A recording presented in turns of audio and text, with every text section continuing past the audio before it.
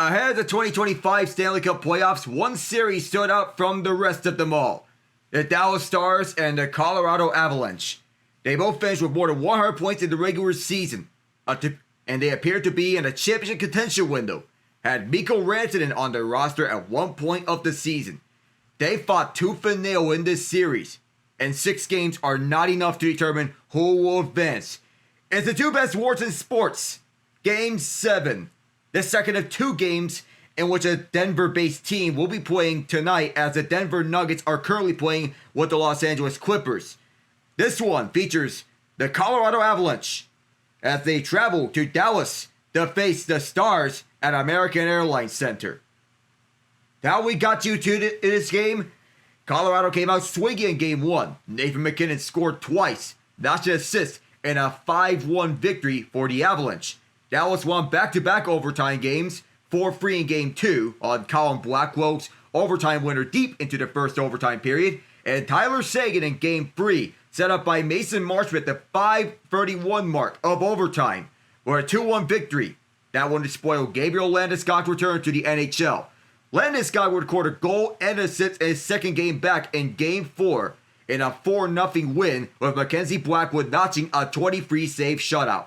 The Stars built a 3-0 lead and held off an Avalanche comeback attempt in Game 5 to win 6-2 by way of Wyatt Johnson's 2 goals. Game 6 was a back-and-forth affair. Colorado got the winner at the 9:04 mark of the third period, with Colin Blackwell putting the puck in his own net. With the Avs winning 7-4, Valeri Nichushkin added 2 goals in Game 6 for the Avs. Hello everyone, I am Alec Nava. John not here just a moment.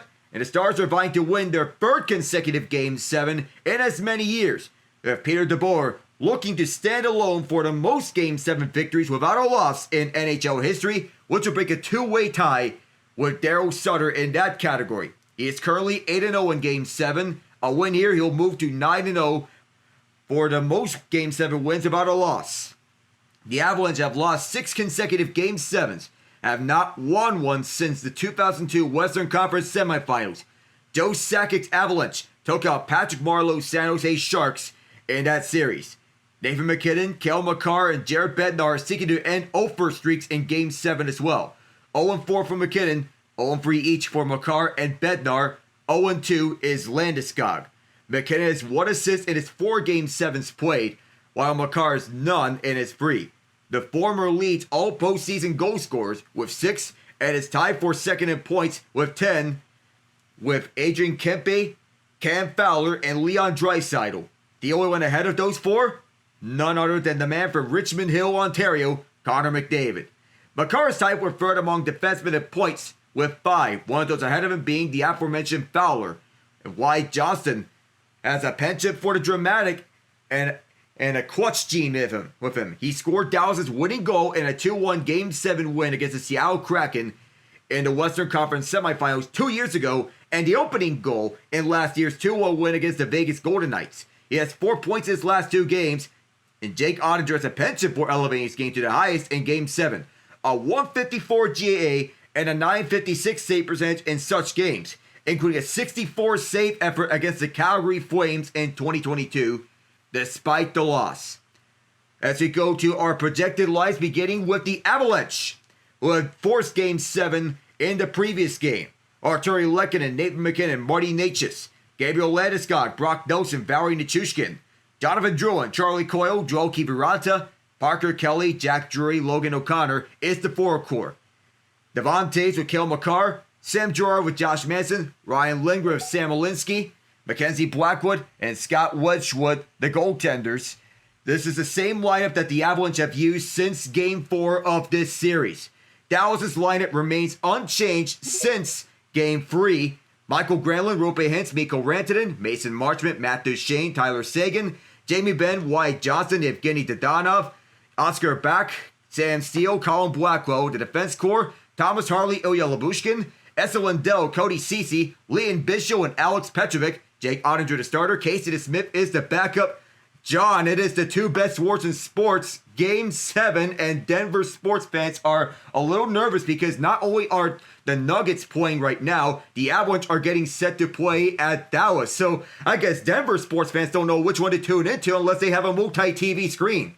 Yeah, it's kind of tough for them over the last few seasons, isn't it? Because Denver is no stranger to the Nuggets for Game 7. Neither are the Avalanche. It's a half hour apart. You're exactly right. So there's going to be a lot to get to. I'm just so privileged and happy to be back in time for this, to be able to join you. The last time we were able to work together fully was in Game 1, where the Avalanche absolutely dominated. Game 6, they did the same thing, but in between that, a couple OT wins for the Dallas Stars, a little bit unlikely heroes, but Games 4, 5, and 6, Alec, I know I don't follow the UFC very much, but it looked like a slap contest back and forth. These games have been bloodbaths. Yeah, they have been. It's back and forth bloodbath between the two teams, with the home team coming on top in each one of these bloodbaths from games 4 to 6. Landeskog making his grand return in game 4, Dallas answering back in game 5, and in game 6, the score was actually tighter before the empty netters from Josh Manson and Cale Makar. In fact, it's the first goal that Makar scored all series in game 6. 5 points, which by his standards is a little disappointing, but he's still third among defensemen in points in the playoffs. I was going to say that. I'm glad that you brought that up because, again, you look on the other side for Nathan MacKinnon. He's got 6 in this series, and we're going to play a deciding Game 7 to see who moves on. But I was going to make that point about Cale Makar. Point totals look good. I don't disagree with you there, but I do think Cale Makar needs to play his best game because there's been times, in my opinion, not only be able to watch some of the stuff on YouTube with the trial and all that during the time. It's been tough since I've been away for a couple of weeks, but Cale Makar needs to find a way to get on the goal sheet maybe a couple more times tonight just to give the Avs a little bit of breathing room. Again, as you mentioned, they haven't won a Game 7 since 2002. Jared Bednar's 0-3, all with the Avs. DeBoer's 8-0. I think the Avs will break the curse tonight. I know the time and logic and everything else is not on my side, but at some point, you and I don't need to have the conversation anymore of why the Avs can't win a Game 7. They're too talented not to do so. Yeah, all the talent is there for them. They're too talented to go home early here in the playoffs. So are the Stars, but for the Avalanche, it still feels strange enough that they won a Stanley Cup in this time span, yet they haven't won a Game 7 since the years of Joe Sakic. The last time they did so, they took out Patrick Marleau's Sharks. And the Sharks have always been a pain in the you-know-what for a lot of other teams like that. It's not going to be, I don't think, too much longer until we start to see them percolate with all the draft picks and Mike Greer and things like that. I know I already got some votes here on the YouTube side say the Stars close out the series. And I know, I guess they shouldn't be impressed by what the Stars are doing because they're the 2 seed for the reason, but they've still been without Jason Robertson and Miro Heiskanen throughout the entire series. They will not play again today. And Dallas has been able to fight the Avalanche all the way through the end. Were they the favorite considering what the 2 out? I don't know. But as they continue to get rest, if the Stars do advance, they're going to be very dangerous. I happen to think, Alec, I'll mention this. I know the Lightning are no longer available because the Cats pretty much took them out big time in 5 games. But I mentioned between 2 and 3 between the Cats, the Lightning, the Stars, and the Avalanche, that I pick the Avalanche and the Lightning. But the 2-3 can be highly irregular to predict. But I will say this, if the Dallas Stars make it and they finish this up, I think they're going to go to the Stanley Cup Finals. Hey, you know, I can agree with that sentiment. If the Stars do make it out of this matchup, I think they go all the way to the final. Who knows what the final result is going to be. But once we go back to Makar, he's the best defenseman in the NHL. However, it feels strange to see that he didn't score a goal until Game 6 of the series, and he holds himself to high standards. He says that he have to be a lot better ahead of Game 6. Oh, he was technically a lot better. But what's strange enough, Makar has never recorded a point in Game 7s. That just doesn't make any sense for as good as he is. Again, you and I didn't have the privilege of being able to watch Bobby Orr, but you have the comparisons for Cale Makar, offense, defense.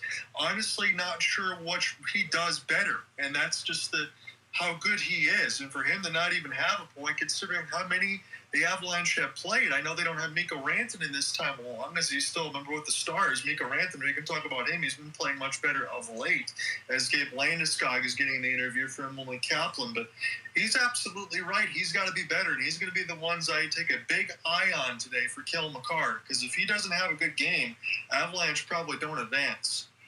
Yeah, it's nice that you mentioned Rantanen because he had 7 points in his last 2 games. He's getting more comfortable in DeBoer's system, and it's getting acclimated to his system that suits him better.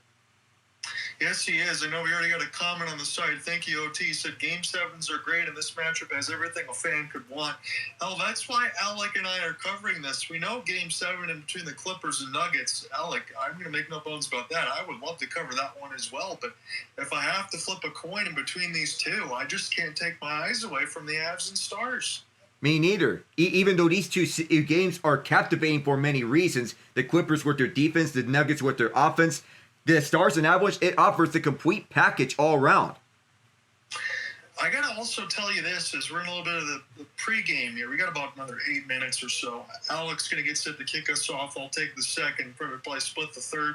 I want to close it, but if Alec wants to take it, then he can. And then if it goes to OT, Alec's going to have the leeway of that. We might get an OT game. Who knows? Hopefully, I would think Alec get a game that's probably closer than anywhere between 4, 5, and 6. Because we talk about the amount of goals, it's been a slobber knocker on that side. But I do have to mention, you're going to have some sweaty knuckles tomorrow, my friend, because you have another Game 7 on hand in between the Rockets and the Warriors. Oh, I'm glad you brought that up. I thought we were done after Game 4 because of all those tight matchups that the Warriors have the more talented roster. At the Rockets, they're too young, they're too inexperienced. Well, inexperienced or not, if we're going to go down, we're going to go out swinging. And that's why we pushed it to a Game 7 with the defense that we put on a masterclass of a fourth quarter defensively in Game 6. When you take out free throws and the garbage time points that the Warriors scored, we held the Warriors to 7 points and points that count for any meaning minus free throws. That's incredible. And again, for a team like the Warriors, you end up adding Jimmy Butler. You still got Steph Curry over there. You already know the course. Same thing for the Rockets as well. It's not an easy thing to do. There's going to be a pair of Game 7s, just like essentially we got today. We're going to get that tomorrow because the Blues absolutely housed the Jets. And again, I have been away from some of this stuff. I know Alec's been able to cover it a little bit more, but Mark Scheifele still out. And the Jets now, all of a sudden, with injury concerns, and the Blues were already coming in. I know the home team has not yet lost the game, but I still feel like the Blues can find a way to take out the Jets tomorrow. What say you? Even though the home team has yet to lose a game in this series, there's that growing feeling inside me. The Jets have won many close games. The Jets have won all 3 of their games in close games at home. The Blues won all of their games in blowouts at home. So that might say a little something here. If it's either going to be a blowout or a close game, I think either way, there's a part of me that says the Blues are going to win Game 7. They've chased Hellebuck out of the net in all 3 of those games at Enterprise Center, which is strange to think about, but that's the reality we're living in. That Hellebuck is seeing his save percentage go down worse and worse in the last 3 years in the postseason. Very strange to think about. This is the same guy who allowed 2 goals in all of the round robin in the Four Nations faceoff. Yeah, he was really good there in front of him. He's still got a really good team in front of him now. And Alec, if the Jets don't come through and lose to the Blues, it would not be a surprise between you and I, because we said the Blues were so hot coming into. That was probably one of the most dangerous matchups that you could have, even though considering the Blues were in the wild card, how hot they were down the stretch. But if Connor Hellebuck yet again does not find a way to get his team throughout the first round, it's so Jekyll and Hyde, because in the regular season, we know he's probably winning another Vezina. Do the Jets even have to entertain carrying another goalie, maybe just to play some playoff games for Connor Hellebuck? I know that sounds insane, but he's got to be better. Oh, yeah. He has to be better in games that matter a lot, because he's lost his last 7 playoff road games, as strange as it is to think about. that he struggled on the road, and the last time he's won a playoff road game, 2023 against Vegas. Ouch. Yeah, that's not good considering where it is. And again, this will also have significant ties, as Alec and I will get set probably another 5 minutes or so. I'll call it this first period. And between the Stars and Avalanche, as we're at American Airlines, their next opponent will be the winner of the Jets and Blues. Now, if the Avalanche do advance, I was going to grit my teeth in terms of an Avalanche Blues matchup. I think that could be a lot of fun. But even if we do get the mix of the Blues and Stars, I'll take that as well. I do think the Stars can find a way to go ahead and get to the final, but if the Avalanche and Blues play each other, those are two teams, Alec, that know each other quite well. I think that could be a long series. I have the feeling it's going to be a long series, too, between the Avs and Blues. Whoever comes out that Western Conference, it's going to come down to the wire, and I think the Blues would be a more enticing matchup for either one of these two teams. That's where I'm leaning to as well, and I know Ian's going to have some sweaty palms and thinking about that tomorrow. I do want to ask you this. The Golden Knights and the Oilers finish off their series, but I want to go with the latter.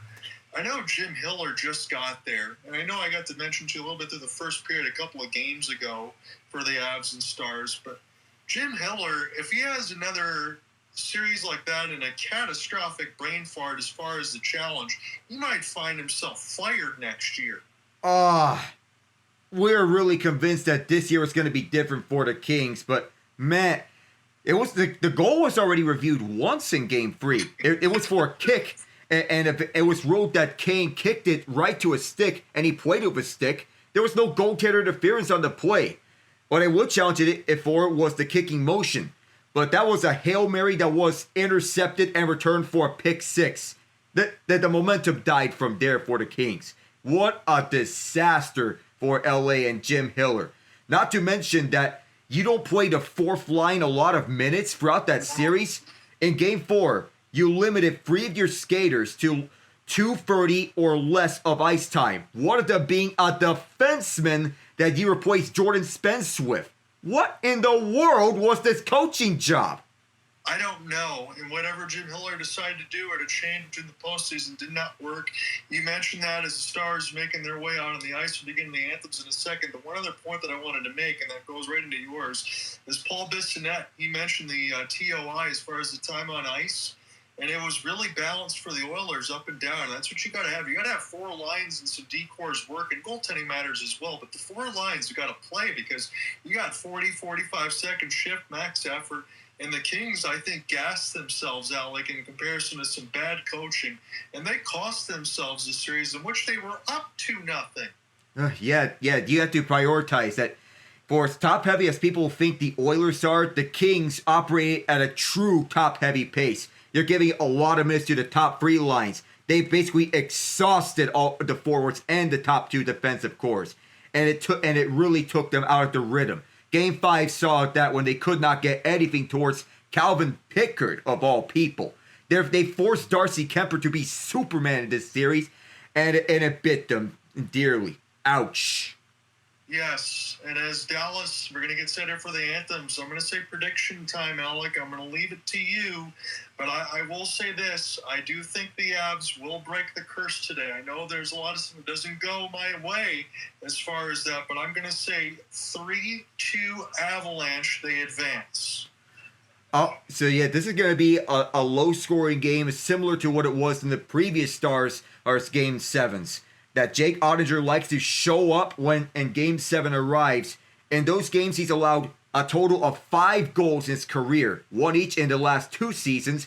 And even though it's 3 of them in the first Game 7 that he's played, he made 64 saves in that game against Calgary. So that's a good point to take. And while Colorado, they peppered Dallas last game, they need to continue this energy heading into Game 7. This is going to be a tight one, but I think it's going to end with like you said, a 3-2 victory for the Avalanche. I'll have it go to overtime for that matter. All right, so we're both taking the Avs 3-2. He's going OT. I'm going regulation. So we're both taking the Avs. We'll see if we're end up right here because I just don't see how the Avalanche can continue to lose Game 7s. But for the Dallas Stars, let's pound on this point again. Still without Robertson and Heiskanen. They've played so brilliantly throughout this series. And now Mikko Rantanen over the last couple games really has percolated. He's moved himself back on the top line. He's looked like the guy over the last couple of games that the Avalanche had for a long time under Makar and Nathan MacKinnon. Marty Necas, also another one of those that they're still going to have to look on. Alec knows him well from Carolina. I think he would need to play well, though. Lyubushkin has had a couple of good games here. But I want to see Jake Oettinger, I still think, has the edge over Mackenzie Blackwood. Can Mackenzie Blackwood play well enough to keep his team in the game? That's what I want to see today. Yeah, it's Blackwood's first ever Game 7, so the pressure's on him to deliver here for Colorado. We're not expecting Jake Oettinger carry job for Blackwood, but having to be serviceable enough in front of this defense. He's a good goaltender. Can he outduel his counterpart is the question. But we don't expect him to be better than Oettinger. We just wanted to have a good enough game for Colorado to win this one, knowing the team in front of him. Yeah, drive the offense, as you said. If they can find a way to take any of that stuff from Ball Arena and push that into American Airlines, it's going to be good. So Mackenzie Blackwood, 3-3, 265, 899 save percentage in a shutout. As Alec mentioned, his first career Game 7. As he gets set to get the equipment on, Alec's going to get set to take it away from us. I'll take the second. I'm looking forward to this. I am so excited to be back in the booth with you. Let's have some fun. Yes, we know about Jake Oettinger. Let's have some fun. So 154 GAA for Oettinger with a 956 save percentage. That included the 64 saves in Game 7 against Calgary 3 years ago in the Western Conference Quarterfinals. The Hens lines out there for the Stars. There's Granlund and Rantanen, what I like to call it the finish line, because it's all Finns on the top line for the Stars. Meanwhile, we've got Rantanen's former teammate Gabe Landeskog, and here we go! Winner will face either Winnipeg or St. Louis in the Western Conference Semifinals. One-timer off the bat! It was an open net at the front for Lyubushkin and Landeskog to finish that off at, and the Stars come back the other way. Winner will go to either St. Louis, to either Winnipeg, or will stay here to host St. Louis. Rock Nelson from his own end at the near half boards. Rantanen is there as everyone stands up. Grant went to the front, and that one missed hits. Holding it is Lyubushkin. That one blocked in tight. And off the far half boards, this gets cleared down the ice, and it will be iced for our first whistle. I know we're checking this one out on ABC today, but it is good just to see the banner across the blue line of the Stanley Cup Playoffs moniker, because I get tired of seeing the other ads on the TV screens. While they roll on digitally, it's nice to see the return to Stanley Cup playoff banners right across, because that's been a staple of playoff hockey in the NHL and NBC years. Thank you for that, and I'm glad you agree, because I get tired of seeing all the other ads. Yeah. Referees for tonight are Wes McCauley and Dan O'Rourke, linesmen Scott Cherry and Kyle Murchison, as Landeskog sends it in, and the Avalanche will make their first change of Game 7. The Lindell pairing is out there for Dallas, and the Stars get pickpocketed with the Duchesne line, but they still carried it in. Slapped away, but it's right onto the stick of Sagan. The Von Taves was right there to call it the passing lane, and the Avs would go up 2-on-2. Nathan MacKinnon, he's going to be dangerous. Drop pass. Necas fires. Stopped by Oettinger. The rebound could not be picked up by Necas, and is fired down the ice. Lehkonen will beat out Dadonov at the far corner. Makar arrives there to pick it up. Right behind Blackwood with the Stars pressuring. He's moving up with Necas to his left. Makar fires around the far side, and will be collected up at the left point by Dadonov, where he is tied up by Parker Kelly. Taken up, and Lyubushkin fends off Kelly. Thomas Harley's out there as well. And this is Wyatt Johnsotn up the far side for Dadonov. Dadonov almost dispossessed of the puck. Keeps a hold of it at the right point. Fed around to the far half boards and dropping it back for Petrovic. And now at the left side is Dadonov. Back for Petrovic. Delay penalty against the Avs here. So the Stars will head to the power play first. Johnston will fend this one off far corner, and then setting up at Gretzky's office. It is, I believe, can't get a number on it. And then back over to Mikko Rantanen. At center place, Harley. Spun around for Ben. Rantanen, the extra attacker, is out there. Rantanen cycles around back to the point. Harley, deep shot! And that one fought off by Blackwood. Almost taken up by the Avs. And now it is. Sam Malinsky touches up. The Stars will head to a man up. That is not what you want if you're the Avs to start this one on the road. There was a lot of momentum, a lot of speed here. Parker Kelly going to go to the box. So the fourth line has been one of the most consistent lines for the Avalanche here throughout this series. But here he sort of hooks his man Ilya Lyubushkin, or holds him back, and he falls down to his knees while playing that. That's a no-no, and that's going to put the Stars to the man advantage. So Ilya Lyubushkin and Wyatt Johnsotn were -5 in the last game. We're not going to see anything like that tonight. We don't imagine so, and that's an uncharacteristic game for the both of them, knowing that Johnston has a penchant for scoring in the clutch, and Lyubushkin's more of a stay-at-home defender. Harley is the power play quarterback driving the right point. Matt Duchene, this one went up high and down low. It's Rantanen to try to chop away at this one. Held in sight by Harley, fed for Duchene. He wants to end Colorado's season a second straight year after he did so last year in double overtime. Rantanen sets up back to the point for Harley and then gets the feed right back. On the right circle, center from Johnston gets tied up on the shot by Makar. Rantanen scoops it up. On his former team, will he deliver some pain? Harley, back for Rantanen, sets up at the top of the right circle, overskated, but gets it back. Harley, looks to have shot double deflection, and it almost made its way to the net as Hitz had the last touch, and just right by Harley's stick, or rather Duchene's or Rantanen's, and they'll get this one inside. Blackwood sticks it away. Manson wants to get it out, but he's tied up. Driven back into the near half boards, Duchene gets tied up. Harley on the keep. Cross-ice pass a little too far. Johnston able to hold it. Rantanen back behind that. Hitz can't tap it home. Lindgren is all tied up. Hitz and Johnston on the keep. Rantanen behind the net. Mikko Rantanen setting up a front. That pass was blocked. He'll get it back. Strong up back, and that pass was missed entirely. And the Stars power play 5-19 this series. In the regular season, they were 4-9 against Colorado. Those numbers don't seem real. Seguin will move it up for Granlund. Granlund up the near side. Gets slowed down on the entry. Behind the net, Taves. Marchment holds at the far half boards. Drops it back for Lindell. Then back over to the far corner. It's Granlund who's all tied up. Marchment can't get a stick on the puck initially. Now he picks it up. All the way back is Ben. One-timer Lindell. And Blackwood got a piece. Granlund behind the net kicks it out. But way out of position was Ben to try to hold it. 10 seconds on the power play. Ben fakes the pass. He'll move inside himself. Feeds it back Granlund with Lehkonen on him. Back for Ben, and the touch pass doesn't work. Cody Ceci drives one, blocked in front, and that'll end the power play. Parker Kelly's out the box. He has to break if he wants to, but the Stars have a stick all over that one. Firebacker out the far side with 15:35 to go in the first period, and we have another stoppage. Oh my goodness, that was such a good power play for Dallas, even though they didn't score. Excellent work and behind the net by the Moose. Harley shot this one a double deflection, but a chance before that. Gets cleared off of Colorado bodies. Parker Kelly, there's just maybe a shade and a half. If you're going to get that pass, you're going to get a breakaway. There are too many Stars right behind the passer that was looking to go up for Kelly. But that was a shot that prevented that breakaway.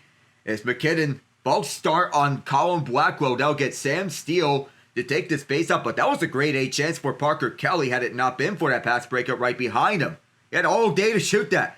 Face-off won by Dallas, but Colorado quickly chops at the puck, and they'll stick it away from Steele. Moved up the far side the boards. Lehkonen deflected this one in. Oettinger plays it out onto the near boards. Steele was there. Popped it up to center. The Avs take it away with Natchez moving back. He gets clobbered at the offensive zone by Harley. Ouch! The Avs are over this puck at their own end, but the Stars get it back inside. It hit a body in front, and the Avs will think again. Gerard to Lindgren. What a presence this Stars blue line has had throughout the series. Josh Manson delivered the pain himself. The Stars trying to make the pay. William Bischel delivered some big hits in Game 5. Behind the net, it is Nichushkin, but Lyubushkin was in the way. Nichushkin on the hole thanks to his teammate. And back around the near side, this is bumped around. Manson arrives to the near corner. Tries to feed it behind the net. Lindell cut off the pass. Manson wants to hold, helped out by his teammate, and then up and around the boards back behind the net. Nelson and Lyubushkin both went down to Nichushkin to help. Jamie Benn to cut that one off. One of the referees went down in that conundrum. Cross-ice pass was picked up, and here's Nichushkin cut off by Bischel as the Avs are wanting to get this driven towards the net, but can't as the Stars clear. That's the coil line out there for the Avs. Picked up by Gerard's own end opposite Rantanen. Former teammates against one another. At the far side, this is a cutoff from Joel Kiviranta, who ended Colorado's season 5 years ago. Now he's on Colorado. Coyle centering pass. There was a tie-up that prevented that from going through. Here's Makar, who restarts all the way back. Rantanen's out there. Give and go between him and Girard. Makar waits. And now fans the pass as Michael Grant was there to break that one up. And Hintz sends it inside. Makar shuts it down. And here come the Avs. MacKinnon from Lehkonen. MacKinnon stops. And he'll go back towards the high slot where Necas holds it down. Necas fans on the shot. There seems to be a tie-up at the right circle.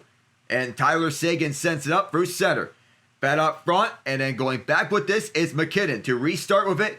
Takes a bounce off of Harley's stick. Seguin is 6-3 in his career in Game 7s. 3 points in such categories. Won 3 of those Game 7s as a rookie with the Boston Bruins in 2011. Behind the net, Arturi Lehkonen prize at 3. MacKinnon will pick this one up for Taves on a 2-on-2.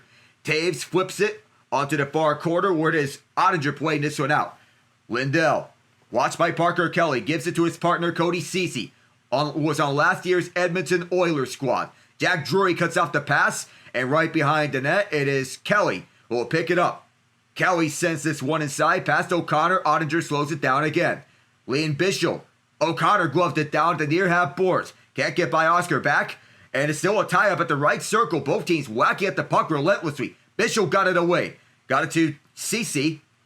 So we believe that Alex Petrovic is set to come back onto the ice soon enough because that's the line that Bischel prefers. He and Petrovic has developed chemistry with the Texas Stars in the AHL. From the near half boards is moved up the ice by Beck, who was hounded by Landeskog. Boy, what a series he's having in such limited ice time in Game 3. Debuting as a third liner, then moving up to the second line. Harley from his own end. The pass cut off by Colorado as they move back inside. And up the high slot, Landeskog can't finish it as Nichushkin was wide open at the right circle. The Avs will get another opportunity again, and Nichushkin moved it up at the near half boards and it's whacked up by Dadonov and carried back inside by Ben for Dadonov. Tight shot, bounced off of Blackwood. The rebound was wide for Johnston. Center from Ben, that shot blocked. Johnston behind the net, controlling the pace on Molinsky. Wide Johnston trying to look for a lane. Johnston, backhander, that may have hit Blackwood. And Jamie Benn trying to catch that one up and laying motionless on the ice is Valery Nichushkin. May have taken a hit up high. He might have. Again, if you're a Dallas Stars fan, Alec, I think even though the shot board reads 2-2, you have to be ecstatic the way the Stars have played this game. They pushed the Colorado Avalanche all the way around. They've kept the puck in behind the net quite well. I think Dallas might be going to the box. Yep, they are. It's going to be a penalty. It's a high stick on Jamie Benn. That's a little bit unfortunate considering that, well, I think Dallas has played. They've had a lot of push in their own end, and Colorado's not been able to get some shots off. Marty Necas had to stick handle through a phone booth. Gabe Landeskog couldn't get a shot off. The Zebras are going to double-check here whether to see if it's 4 or 2. And we're going to check here, but we do know that can either go as a high stick or cross-check against Ben, but it looked to me as if Ben cross-checked Nichushkin right in the face. But either way, I wouldn't blame the officials for calling it a high stick because that was high and dangerous. Yeah, against his former teammate, that one was definitely a penalty. If you got that one off the camera shot, as clear as day. Let me look on the other side for the NBA scoreboard. Looks like the Nuggets have a 10-point lead that they're trying to bring into the half. 57-47 with 29 seconds left in the second quarter. So what we do know is that Denver, they blew a 20-point lead in last year's Game 7 against the Minnesota Timberwolves. Winner of this series will face the Oklahoma City Thunder in the West semis.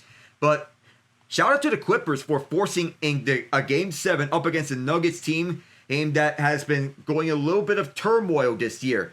For all the talk about shallow bench rotations, the Nuggets are utilizing a 7-man rotation right now. The Clippers on an 8-man rotation. But the Clippers, they have a stout defense that can hang with anyone. And Ivica Zubac with 12 rebounds in the first half. Kawhi Leonard's doing his usual thing. And James Harden, for those, he may have been shutting off all the noise about him being a playoff choker because I think that's overblown, those concerns. Yeah, Harden's already got 10 assists with 7 points. And even Russell Westbrook for the Nuggets in 14 minutes is 10 points off the bench. the energy, that's what's much needed for teams wanting to go for Westbrook. For people who want to say, why is Westbrook still in the NBA? His energy, his hustle. That's why he's still in the NBA. It looks like Val Nichushkin is getting a little bit of touch-up here to stop the bleeding. It's going to be a double minor. I don't blame the officials for calling it a double minor on Jamie Benn, but it could go either way between that or a cross-check. But I think this was the right call to make. If it was a high stick, it had to be 4 because there was blood on Nichushkin. He got bloodied up at the lip. I got to say this, Mr. Nava. I think this is a must score here for the Avs. You got to get one. Yeah, because Colorado's power play hasn't been looking too good in this series. They need to score a power play goal in this 4-minute span. First faceoff is won by the Stars, and they'll clear it down the far side.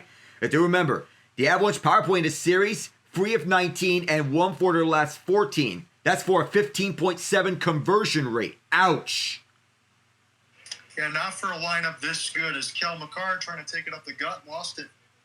And it's a tie-up right in front of the slot. Oscar back tried to get this one down with help from Cody Ceci, but it's a good hold. Landeskog can't find MacKinnon, and by the time he did, they're already out of the zone. MacKinnon drives inside. MacKinnon fires his kicked out by Oettinger. The first good chance by MacKinnon on Jake Oettinger, who's been excellent in Game 7. We just have a gut feeling that this would happen because Oettinger has a penchant for coming up at the clutch in Game 7. They just can't get around Rope Hintz. MacKinnon brings it back inside, gets tied up by Lindell. Bounced around the slot. Landeskog, Natchez in front. Can't find MacKinnon. Natchez flips it to Makar, who is in trouble with Hintz. MacKinnon at the left circle. Has Hintz on his face. In front, Landeskog. There was a tie-up from Lindell to prevent that from going all the way through. Excellent defense there. And last time around, there was excellent defense from Esa Lindell to prevent Arturi Lehkonen from scoring an overtime winner in the dying seconds of a 4-minute power play in Game 3. That defense was much needed. Drouin at the near half board. Second unit is on. Taves gets it down low for Nelson and back for Drouin. Jonathan Drouin moves up at the corner. Now back for Taves. Looks left side for Nichushkin. Taves again. The Stars being aggressive in the diamond shape on this penalty kill. Moved up. It takes a bounce off of Harley's stick on the pass intended for Nichushkin. This is textbook penalty killing. Yeah, you said it absolutely right, Alec. Again, we've had 6 games of bodies of work to look at in between the Avs. You know they want to find the offensive zone entry with speed and some quick passing.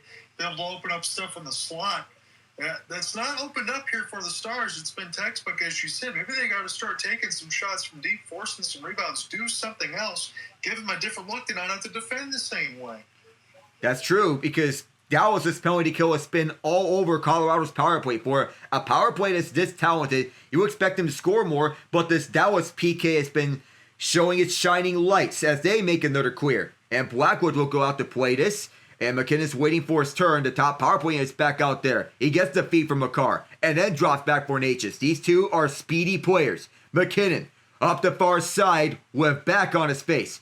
This bounced off of CC and off for Natchez, back for MacKinnon. Moves up at the left circle. Looks back for Natchez. Natchez moves in. Rebound loose. And that one too kicked out by Oettinger on 2 saves. MacKinnon's on the hold. Bounced up on the Stars. Able to settle it down and send it down the distance. And Cody Ceci gets an applause from this Dallas crowd for that clear. Drop pass behind for Makar to MacKinnon. Nathan MacKinnon moving up with speed. MacKinnon drops it for Natchez at the near half boards. And all the way back for Makar. Has to think quickly as he does a half spin around Johnston. Sent it to the far side for MacKinnon. Spun around Hintz once and then back for Makar. Makar pump fakes, fires it. Rebounded not there. Makar able to hold it. Here's MacKinnon with Lyubushkin closing in on him. MacKinnon shut off at the far corner. Lehkonen tried to pry this one free. It came out to him. Lehkonen got it back for Makar. Makar, pass an outstretched stick. Landeskog, Lehkonen, backhander, MacKinnon! And that was once again kicked out by guess who? And here's it is over to the near half boards for Landeskog. Tried to chip it over for Natchez. It bounced up and over Makar's head. He'll glove it down at center ice. The Stars make a partial change. MacKinnon feeds it back for Landy. MacKinnon, 29, turn it over. And this could be a 1-on-1 break here for Granlund. One defender gets back. Granlund tried to address the defense. Taves was not buying it. 31 seconds left on the 4-minute power play. Brock Nelson leads the way up the middle for Charlie Coyle. Drop pass for Taves, who keeps it inside for Nelson. Coyle joining the forward battle at the near corner. CC pokes the free. There's a broken stick, and oh my word! Valeri Nichushkin an open net. Here's Brock Nelson fires. Loose out in front. It's still free. Right in front. Drowan is swept away. Backhanded back to the point for Taves. Devon Taves, 5 seconds in the power play. Nelson holds it. The pass missed, and it's cleared out. The 4-minute penalty kill doing the job for Dallas as the crowd roars. How did Val Nichushkin get so wide open? And how did he miss it? Because we seen a couple games ago when he absolutely undressed the defense and scored on a breakaway, but he just missed on an open net as the crowd rises to its feet. And Marty Necas had a chance, but by the time that he was going to fire it far side, there was already going to be a defender that was closing him to his short side. As he carried the puck inside, well, Nichushkin was thinking the same thing. Shoot it far side. How in the world do you miss that? I was that same logic. Folks are on the face-off. Ay. This game is everything. It was right over the right corner boards. It was a beautiful pass. He gets wide open, just airmails it. Shot is blocked right off the face-off, and Dallas will pick it up. 5 scoring chances to Dallas' 1 are the Avalanche as Jamie Benn gets tied up right around the net where it's picked up now by the Avs. Moved up the far side, or on the near side. Outstretched pass from Drury to O'Connor as O'Connor is tangled up right at the near corner. Shots are 6-2 Avs as a reverse hit on Kelly goes. It's one of the Stars went down. Up the far boards, this is chipped in on the backhand to the near corner. Harley cuts off O'Connor. Bishop is fought off, and out to center this comes on a racing Marchment on a backhand. Malinsky sticks it over, and the Avs will get their changes. Stars will now settle for theirs. Malinsky up the near side boards. Sent inside by MacKinnon with Oettinger playing it out. CC almost turned over. It gets played to the left point. With the Stars trying to get a 2-on-1. Here they come. Mikko Rantanen on his former team. Mackenzie Blackwood stood tall. That was great goaltending for Blackwood because I was kind of wondering if Blackwood had to think of the same thing. If Rantanen could have got that over to Hintz as a turnover right in the neutral zone, almost turned into a disaster. But Blackwood bells him out with the glove.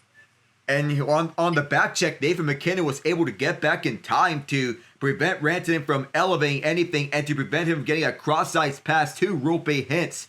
Excellent back check from MacKinnon. We're at the break now as they're showing highlights of the Avs Stanley Cup Championship from 3 years ago. This year's Avs team may have similar vibes.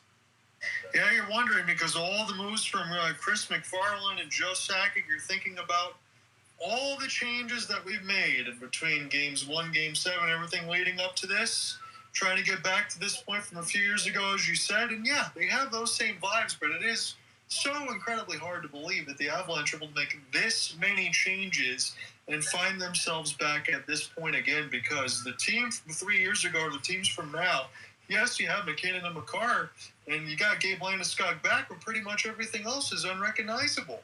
It was a top-heavy lineup from the last 2 years and 8 months and such, because those lineups were more top-heavy. This entering the season, the Avalanche looked like a wild card contender at the very best, and now they got themselves back into the Stanley Cup contention category. Yes, they have, and when you look at it, as we said from the start of the game, even though it was 2-2 on the shot board, Dallas played very well to start this. Avalanche get turned away with nothing on the double minor. Now we'll see if the lineups and everything else and the lines can roll over and recoup there for Peter DeBoer's squad. Get back on the right set of this 6:27 left and see if the Stars can break the ice here at home ice.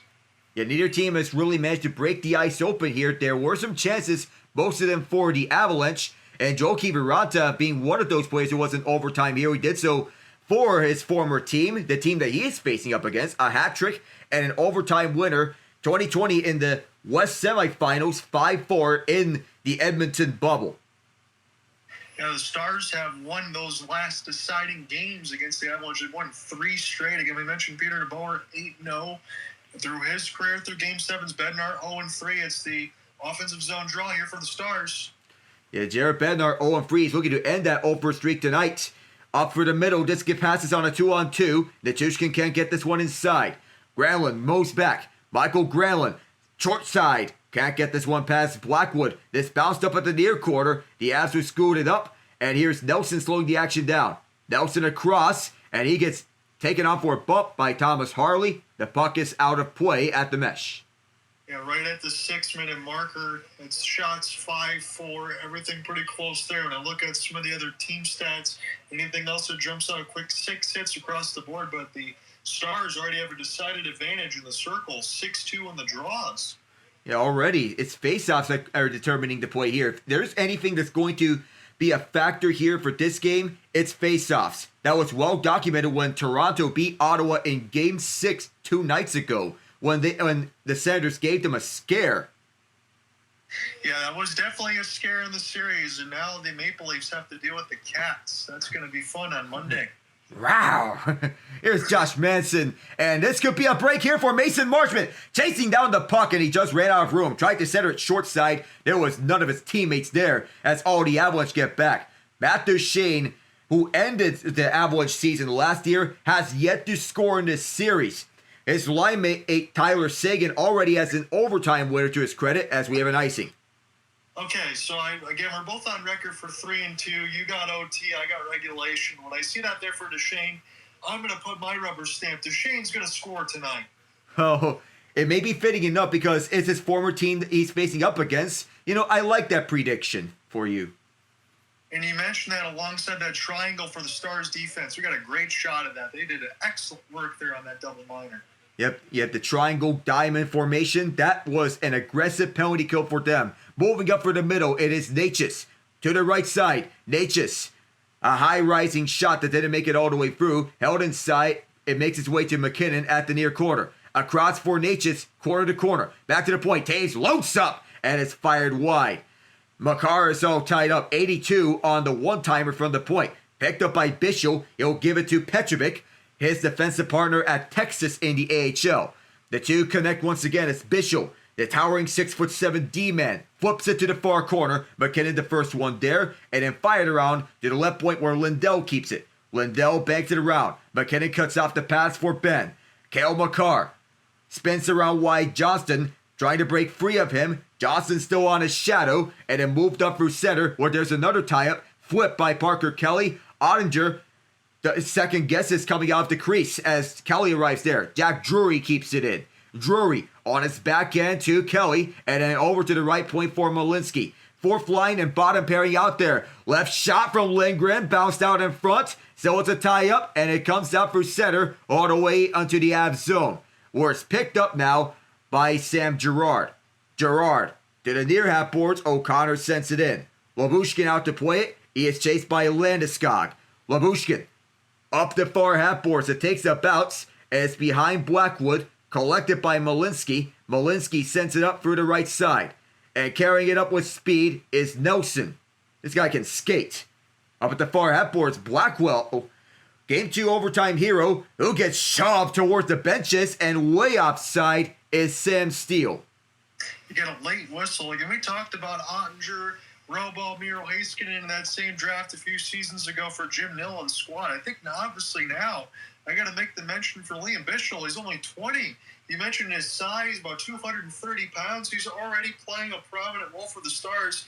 And by the way, because they've done so well drafting, that also opens it up for them to make a big move in that trade from Carolina to Dallas for Mikko Rantanen. And even though they gave up four first-round picks between the trades for Rantanen and Granlund, they're not really fazed by doing so. They're comfortable with the change of philosophy to go into a win-now window and to prioritize Stanley Cups.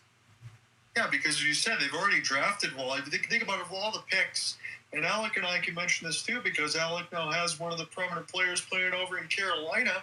Logan Stankoven's been terrific, but how many other teams can get rid of somebody like him and still be able to do well? That's how well Dallas has drafted. Yeah, Jim Nill has shaped the face of this franchise into one that can sustain for long-term sustainability. A deep lineup. And we expect them to continue to field deep lineups down the future. The futures of Johnston, Robertson, Heiskanen, Hintz, Oettinger, those guys are safe. Yeah, and that comes at the right time, too, because, again, you have the long deals at some point that will start to end for Sagan and Ben. Not saying that they still don't have prominent roles on this team right now, but that's also going to be a combined probably about $16, $17 million in cap space. And as we said out before, over the next 3 years, the cap's going to shoot up another $6.5 million. So it's not like the Stars are in cap hell either. And yeah, they're in a very good spot where they can contend for many years to come. And even so, with Jamie Benn being a free agent this year, one could imagine that if he were willing to do so, he could take the hometown discount. Yes, I think he would be more than happy to come back and be the captaincy continually for this team. That's how I believe it to be too. 3:49 to go in this first period. This game has been tied for nearly 160 minutes, the most of any series. Well, this series has been tied for nearly 160 minutes, the most among any series of the 8 first-round series that have been played. Giveaway at the near side. Here are the Stars here with Sam Steele. Short side, rebound, box, swing and a miss. Harley, deep shot, kicked out by Blackwood. Going down was Steele, and the Avs will get this one out. This is going to be icing.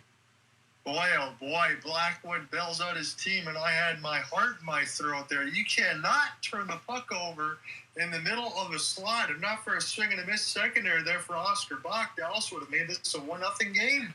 That was so close to disaster for the Avs because it was that close to being the bank being broken open. The Stars, they're talented too. Don't take them lightly as the Duchesne lights out there.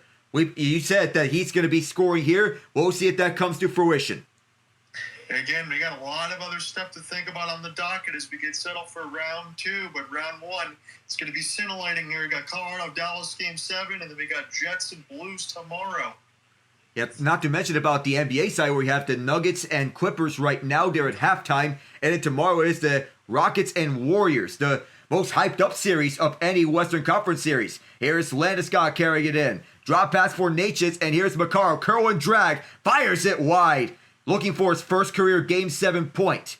Keeping it in is Makar. Trying to hold the zone. Lekkonen in the way there. With the Stars carrying this one out. And all the way back to his own zone is Taves, who flips it up the ice to an open MacKinnon. Lindell there to block off that dump in. And up the near side, Jamie Benn wants to center it up. Right behind to the near corner is Lekkonen.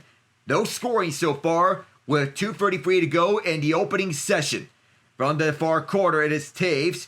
And this is backhanded to Lindell. Lindell gets tied up. O'Connor brought to his knees. O'Connor. We stay 5-on-5 as Taves goes back. Jamie Benn hounding around everywhere as Taves holds up. Line changes coming for both teams. Taves and Nelson reunited. They were teammates with the New York Islanders. Up the near side, stopping is Sam Malinsky. And then up front, here's Logan O'Connor. O'Connor, toe to the net. He gets shoved behind by Bishop. What an excellent back check by the towering D-man. Picked up by Drury as the Stars are wanting to clear the zone. A stick check as Kelly goes down. Staying 5-on-5 here as Bishop moves it up. 155 hits for Bishop, which is a team-leading stat during the regular season. In just 38 games played, he's got a bright future ahead of him. Up the near side, 2-on-2 for Granlund and Rantanen. Rantanen up to the far corner. He moves Malinsky out the way, but takes himself out in doing so. From the far corner, here's a giveaway. The Avs moving up 2-on-2 of Harley getting back. Flipped it over for Drouin through the far half boards. And there's nothing there at the left point. And then flip back over to the far boards. Manson arrives first as he beats out Oscar back. At the near corner, Lindgren gets shoved down by Sam Steele. MacKinnon helps him out. Drouin unable to hold it. Right behind is Steele. Trying to pry this one free. He does so away from Lindgren. For the near corner, MacKinnon's all tied up. Lindgren as well. Onto the opposite corner. It is Kiviranta. Joe Kiviranta gets it out as there's a heavy slam at the boards. Ilya Lyubushkin goes all the way back. Lyubushkin for Harley. Nothing doing there as the Avs hold his own at the near half boards. Nichushkin tried to pry it away from his former team. Sent all the way down. This may be no icing. It'll be picked up by the Avs. I thought there was going to be because it seemed to be dumped in from the behind the red line. Well behind it, but there was nothing there. No bench for either one of these two teams, but here is the takeaway over the neutral zone, and Matt Duchesne swipes this one away onto the far half boards. only for himself to be met by the Avs. Playing one of two stars who playing against their former team, the other being Mikko Rantanen. Upside, this takes a bounce, and it juggles off Marchment, picked up by Colorado. Maybe one last rush as the Chushkin collects at the near corner, flips it short side. There's not going to be anything here to end the first period. Scoreless after one. We were here in this situation last year in a Game 7. Bruins-Leafs last year. It's the first scoreless period of this series between the two. Yeah, I'm glad you said that because I remember covering that with you with bated breath. But even though this one was scoreless, Al, I feel like a lot's happened. I feel like I need a breath, and you're the one that was doing the play-by-play. That was a brilliant 20 minutes. Yeah, it was a masterclass defensively between the two squads. While good they are offensively, we need to give shout-outs to the defense. We talked about what the concerns are for Dallas' defense are, especially at the right side. Lyubushkin and Ceci stepped up big time. And not to mention that Petrovic in bottom pairing minutes. For all the talk that we can talk about with the 2017 expansion draft with the Florida Panthers, Petrovic has found a home next to Bishop on the bottom pairing. Yeah, he has. And again, I want to mention Bishop one more time. Again, the 20-year-old. He mentioned about 40 games, about 135. He's got about 3.5 hits a game already. He's already playing dominant defense. We know he's going to improve there. If he actually improves a little bit of his goal scoring, and I'm not going to say this too lightly here. I know it's going to be an all-star caliber name, but if he turns himself anywhere close to Chris Pronger, I think the Dallas Stars are going to be happy. Somebody like Darian Hatcher as a hometown guy. So someone that can hit hard and create the offense for himself. Those are two good names to bring up in this conversation. Chris Pronger, Darian Hatcher, gritty veterans that were leading their teams to Stanley Cup Finals and Stanley Cup championships. Pronger with the Ducks especially. Yeah, I really like his game from what I've seen so far. And as you said, you could roll all four lines in here between the Dallas Stars, and I really don't feel like they miss a beat. The one thing I noticed in between this game one that we covered together now and the Game 7 is that the Stars have unrelenting energy when they play well. Like, we can make the comparison a couple of games ago when Jake Oettinger got pulled and some of the Dallas fans were wondering why. Well, Colorado was able to get a 4-0 shutout, the first of the series there. Let's make no bones about it. If Oettinger didn't play as well as he was, that game would have not been 4-0. The Avalanche could have scored 10. Oh, that looked to be a stinker game for Oettinger in Game 4. Just a rare instance in which he looked off from his usual self. But nonetheless, it may be more clear now on why Peter DeBoer pulled him in Game 4, even though he allowed 3 goals on 34 shots. He was getting shelled with shots, and DeBoer doesn't want to ruin his confidence even more. No. And again, with the energy that they play with, being able to steal in all zones, manufacture steals, turn the puck over the other way. If Rantanen could have got that pass over to Rope Hintz, I don't think Mackenzie Blackwood was going to be able to make the save. Could have been 1-0 Dallas. Could have been 2-0 Dallas if a shot there from the point wasn't fair and a second opportunity for Oscar Bach. So I do think Dallas, despite the double minor, like for the Avalanche that they had, probably was the better team in that first. I've loved their energy. My question to you is, in between the Avs or Stars, whoever advances out in the West, can any of these other teams in the West sustain the energy that these two play against each other because it's a track meet? Well, rarely do we ever get track meets in the Stanley Cup playoffs. Most of these games are going to be ending up low scoring, and shots are earned and not given. Rarely do we have a series like what we just saw between the Kings and Oilers, where we saw track meet after track meet. Game 1 of that series, track meet. Game 3, track meet. Game 4, even though it went deep into the first overtime, track meet. Game 6, yet another track meet. Yeah, it's been crazy the way that some of it's been. But again, my point is, in the sense for the Avalanche and the Stars, I do think these are the two best teams in the Western Conference. It's a shame they can't play more as we get to a deciding 7. And that's why I'd say whoever wins this, I think, is going to the Stanley Cup Finals. I still got the Avalanche winning the whole thing should they do so. I do think the Stars will make it there, at least if they don't. If they don't get past this series, they won't, obviously, but we'll see if they run into the Cats. I think the Cats probably have the advantage all the way through, and it will bring Alex's prediction here for the Toronto Maple Leafs. Again, I know we both picked the Panthers as well, but if the Maple Leafs find a way to get past the Cats, Maple Leafs are could probably go to the Stanley Cup Finals. I know their fans would be happy with that. You know, it would be the happiest that they would ever see, because they've waited since 1967 to go back to the Stanley Cup Final. The closest they've ever been to the final, that the no call on Wayne Gretzky's high stick on Doug Gilmour. That still stings to this very day for Leaf fans. But nonetheless, even though the Panthers have the advantage in nearly every facet in this series, what we would want for the series is to have it go 6 or 7 games. If the Leafs do come away with this one, I would be so happy for them. I know the Panthers are the defending champs, but I do believe that the Maple Leafs have the energy to match up with them. The Panthers are just that good. Before I flip into the other series, and again, I want to make no bones, I don't want to be disrespectful to the other teams because we're going to talk about that as well, but I will say on Monday, I do plan on covering Maple Leafs and Panthers, and I'll try to get a chance to host that one. Whether Alec is going to be able to do so or not, we're going to work more games in round 2 as I'll be back. I'll have an announcement at the end of this broadcast. If it gets into OT and all that stuff, I can delay it for another time, but if it's close enough, I'll make the announcement at the end of the broadcast. But I will say, for the Leafs, I think it's very important, Alec. I think it's paramount they take game 1. Set the tone at home ice, and to send the message to the defending champs that they are not playing around, that they mean business here at Scotiabank Arena. We talk about the core 4, and people can point to this as potentially the most important series of the core 4 in their careers. But the way I also see it, if they lose this series, no shame in doing so if they make it competitive in a 6 or 7 game series. No shame in doing so. Craig Berube was the right hire. And with the depth that they have, everything is clicking together. The most underrated line from Toronto, their 4th line of Lorentz, Lawton, and Yarncroke. That's a physical and defensive line.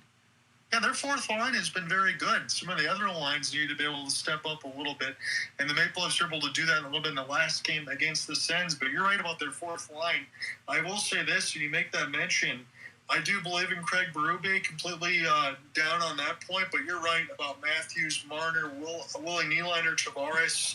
This might be the last ride for that core 4. We feel like we've had this conversation now, ever since we've been working together over this last stretch of few years here, but this probably will be the last ride. And no, there will not be any shame if they make it a competitive series against the Panthers, but at some point we've seen enough, and if they can't come through this year with that core 4, it's probably over for them. And it's a shame, really, because this may be their best shot with this current core. We don't know where Marner's going to go, but if there's an option which the Toronto is more likely to keep, I think they may be more likely to keep John Tavares, for that matter. Because Tavares is probably another one of those guys, Alec, correct, that can get you more of a hometown discount, most likely. Yes. He'll get you, I think he'll get the Leafs a hometown discount. Say the cap hit will be smaller, but he'll deliver more. But he's been delivering time and time again. He's been the most underrated top 25, top 50 player in the NHL this year. I agree with you. He's had great years. Thomas Harley's getting the interview from Emily Kaplan, another one of those guys that absolutely broke out and started last year. He's been terrific. He's got a plus-minus around 50 in this regular season. His 2-0 record in Game 7 is just another piece that continues to do well, but I still want to keep my attention in the East because we haven't had a chance to talk about the Caniacs too much here. The Hurricanes get a chance to play the Caps. And I will say this, the only concern I have for the Canes, I saw that Freddie Anderson got another 1-year extension, is the goaltending between Kochetkov and Anderson, because I do think, and I'm not even saying this because you're in here, Alec, I think the Canes can beat the Caps. I'm a little bit concerned about the goaltending, but other than that, I will take the Canes to go to the Eastern Conference Finals. You're playing it bold there. I feel it personally, as a Canes fan myself, I'm a little uneasy about the Capitals, knowing that they are dangerous and stacked with their lineups. But Rob Brindamore knows what he is doing right behind the bench. I think it's going to be easy. And while I'm not a believer in the Canes getting past the Capitals, maybe the lessen expectations could help out Carolina getting by the Capitals. Not a lot of people are expecting Carolina to go to the Stanley Cup Final. Maybe that could be the benefit of not being top heavy anymore. Yes, Carolina got by an injured New Jersey defense. Remember, they were without Luke Hughes, without Brendan Dillon, without Jonathan Kovacevic, And several defensemen were playing visibly injured. Not just Dougie Hamilton and Jonas Siegenthaler, but Brett Pesce was playing injured. And not to mention no Jack Hughes. Jacob Markstrom had to play hero for the Devils at times, and he can only do so much with a top six that's been doing all the work and a bottom six that's been doing next to nothing for the Devils. Yeah. And Markstrom was absolutely phenomenal before that double OT goal. There really wasn't much more that he could do. I will agree with you on the Caps as far as them probably being the better team, because that's the one thing I look at, even though I'll take the Canes and I'll do so more for your sake, Alec, because I want to see you advance at least to the Eastern Conference Final. I will not pick anybody against the Panthers, and that's not any shame there. I just think they're too strong and too talented, because I already made the mistake of taking the Bolts, because let's be honest, there's not too many teams like the Cats that could take out the Lightning in 5 games. Yeah, very few and far between. If we were to look for the best chance to beat the Panthers, maybe we could go out west to look at either Dallas or Colorado. That's probably the only way I see it. I don't see an Eastern Conference team coming through. But again, I got to give my flowers and respect to Logan Thompson. Again, Charlie Lindgren and Logan Thompson. In April, the Caps didn't play all that well, but it looks like Logan Thompson certainly found his game. Again, it's one of those ones where you take Aiden Hill over Logan Thompson. Again, Hill's probably less money than Logan Thompson was. However, the Caps found themselves a goaltender that I think is capable of stealing games and stealing a series. Thompson played well in the 4 playoff games he played last year with Vegas, and he showed that he is mentally tough and not able to back, and that he does not back down at anything. So that was a good choice for them to pick up Thompson from Vegas in the midst of a Vegas cap crunch, and that paid off in full dividends for Washington. He got rewarded of a handsome sum of money. Yeah, he did. Jacob Chychrun as well. Again, I love the chirp in between that series, a little bit in between the Washington Capitals and the Montreal Canadiens with Tom Wilson. Love or hate Tom Wilson. He's a wonderful player, though. When you have him on your team, you love him. When he's not, you don't like him. But the little crybaby back and forth that he had with the Canadiens, I thought was a monumental picture to show on the TV screen. I loved it. That fight he had with Josh Anderson really spoke volumes. Hey, they were going all across the bench, and the linesman, Kyle Fleming, had to break them up at the bench. Props to him for breaking that one up, because it takes a Herculean effort to separate 2 grinders from one another. Yeah. Twist of irony, Flemington used to be Anderson's teammate with the London Knights.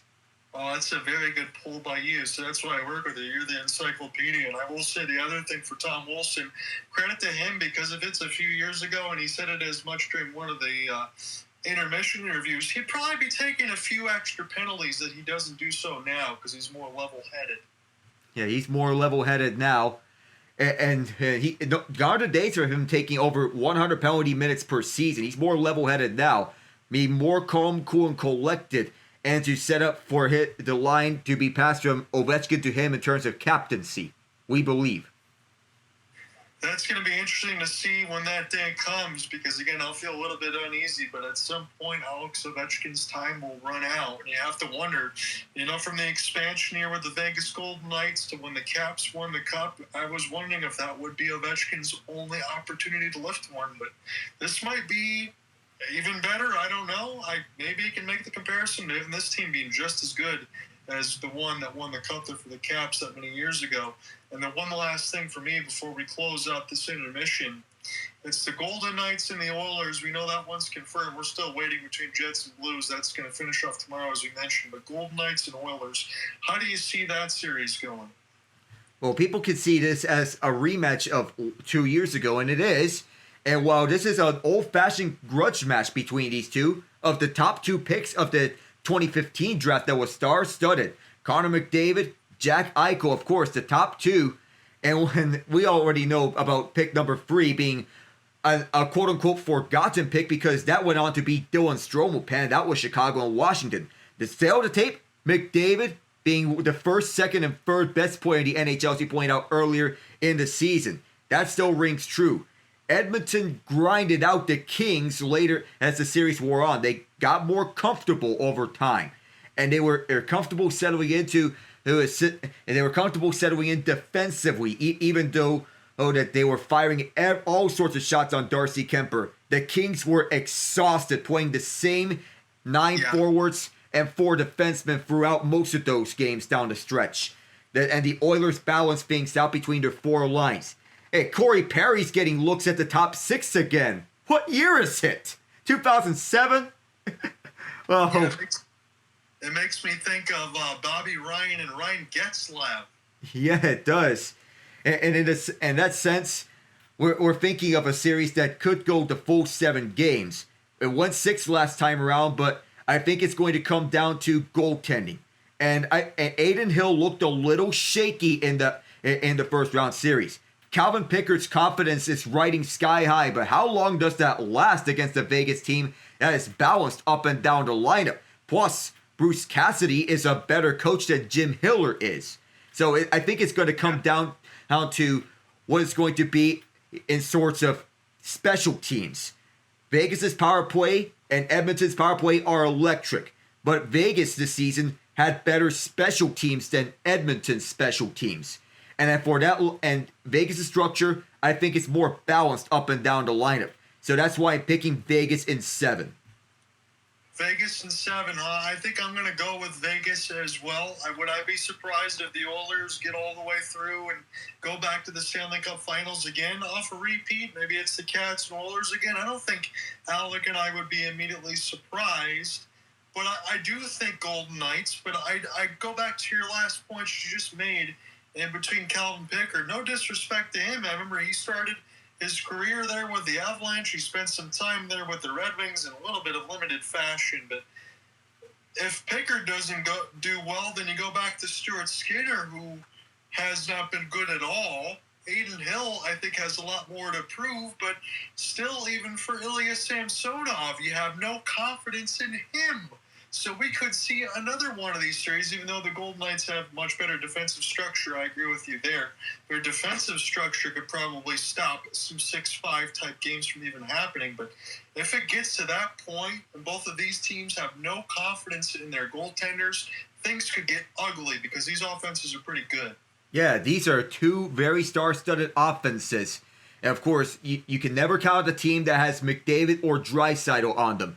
Draisaitl is tied for MacKinnon for second in the NHL in points in the playoffs. McDavid stands alone at first. Those 2 can steal any game for the Oilers at any point.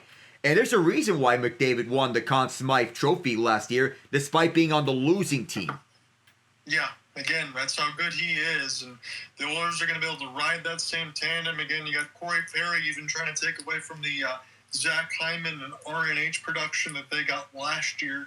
You don't have some of those other guys like Philip Broberg or Warren Fogle in the mix that were big heroes. You still have Matthias Janmark, but the Oilers are going to need some other pieces. They're also going to need Jake Wollman, who they traded for, but I'm still going to go with Golden Knights. I'll take them in 7 as well.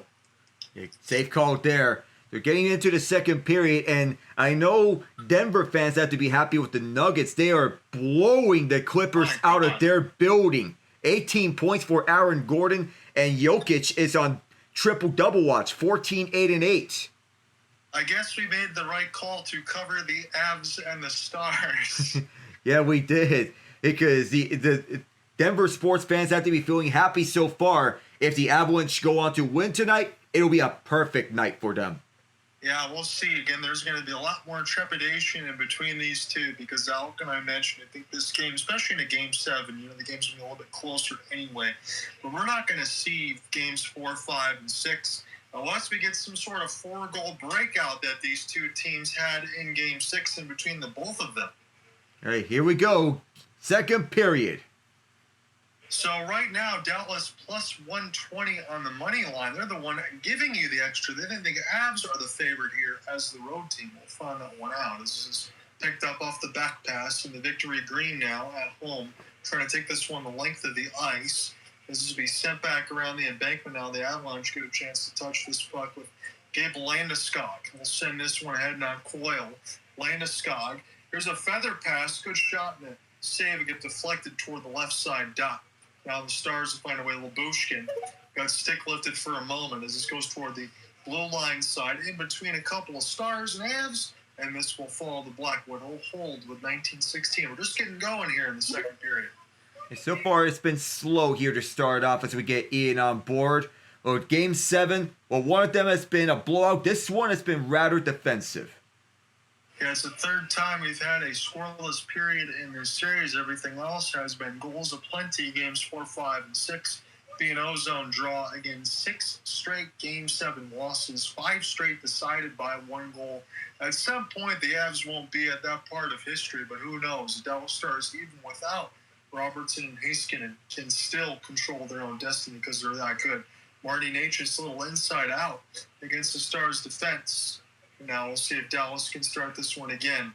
Here, opportunity for Wyatt Johnsotn. He'll flip this one in the corner, get his own rebound, send it out in front. Little inside-out move as this knocked down one of the Avalanche back in behind the net, and Wyatt Johnsotn gets dispossessed. Now the cerulean and maroon look to break this one out with Devin Tays. Not sure where he was dropping it. That was not a good pass as this goes toward the right side. Here toward the back line, this goes off the side of the net here for Cale Makar. And Cale now could slow things down. A trying to get this one up the gut to 88, and H will just take his change for Jared Bednar's squad as Oettinger slows this back in behind his own cage. Little outstretched pass will be picked up toward the right side corner here for Sam Malinsky. Again, he's got a big shot on that bottom pairing defense here for Colorado. As this is inside out for Parker Kelly. Trying to be a holding at the line. Parker's going to get this one back. He'll shove it down. 1.9 points per game in the playoffs. It's pretty good for Cale Makar, but he's got to get on the goal-scoring sheet more so than anything else, especially if he wants to get a win in Game 7, because you don't want to have the same thing happen to you a couple of years ago like it did against the Kraken, as this is offside against the Avs. It's so strange to see that Makar has yet to score a point in a Game 7, but the Avalanche, they need to slay some demons themselves as well. 6 straight Game 7 losses. The last 5 have been by 1 goal. And there's some notable overtime losses in between. 2 of those at the hands of the Minnesota Wild and 1 to this very team. Yeah, absolutely. Again, Dallas over the last year, they've won their last 3 games against the Avs in the postseason series. But we'll close them out. So Dallas has been a thorn in their side. Charlie Coyle gets waved out of the circle. Jonathan Drouin can't win this one. His victory game will get a good chance to play with this now. Picked up now toward the left side red one, intercepted at neutral. And it'll be a stick lift. Avs will find the position. The race down with Josh Manson off the one-handed tuck. Manson now send this one across the wall way too hard. This will go all the way back to Mackenzie Blackwood. Blackwood now will slip it in behind his net, play this off the wall, but it's very contested here. Avs will just get this out off a flip. It's Charlie Coyle. A little inside out against Ilya Lyubushkin. Pushed against the wall, finished his hit. Now Dallas able to break out with the vulcanized rubber until Sam Girard will get the pick off. Rope hits, find a way to the bench. Pretty good two-way centerman. Has the opportunity now for Nelson to sit off the side of the net. This will be flipped back around the end boards here and across the wall. And this will be picked off now by Dallas. Good outstretched pass. He's sending now for Bach. Try to get his own chip chase. Now opportunity for Malinsky. Already getting some time out here for Jared Bednar's squad as the Avs emerge. And they break out the puck for Nichushkin. Thought he might have had one earlier in the first. There's a drop pass. It's blocked out in front of Oettinger. And he will play the knuckle puck and hold.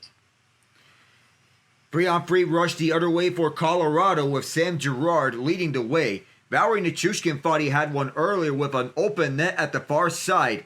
But Jake Oettinger eats those pucks up alive with the rebounds in front. Nothing doing for Colorado just yet. And Peter DeBoer is the longest win streak in Game 7 all time, and it's tied for the most wins all time and the most without a loss with Darryl Sutter.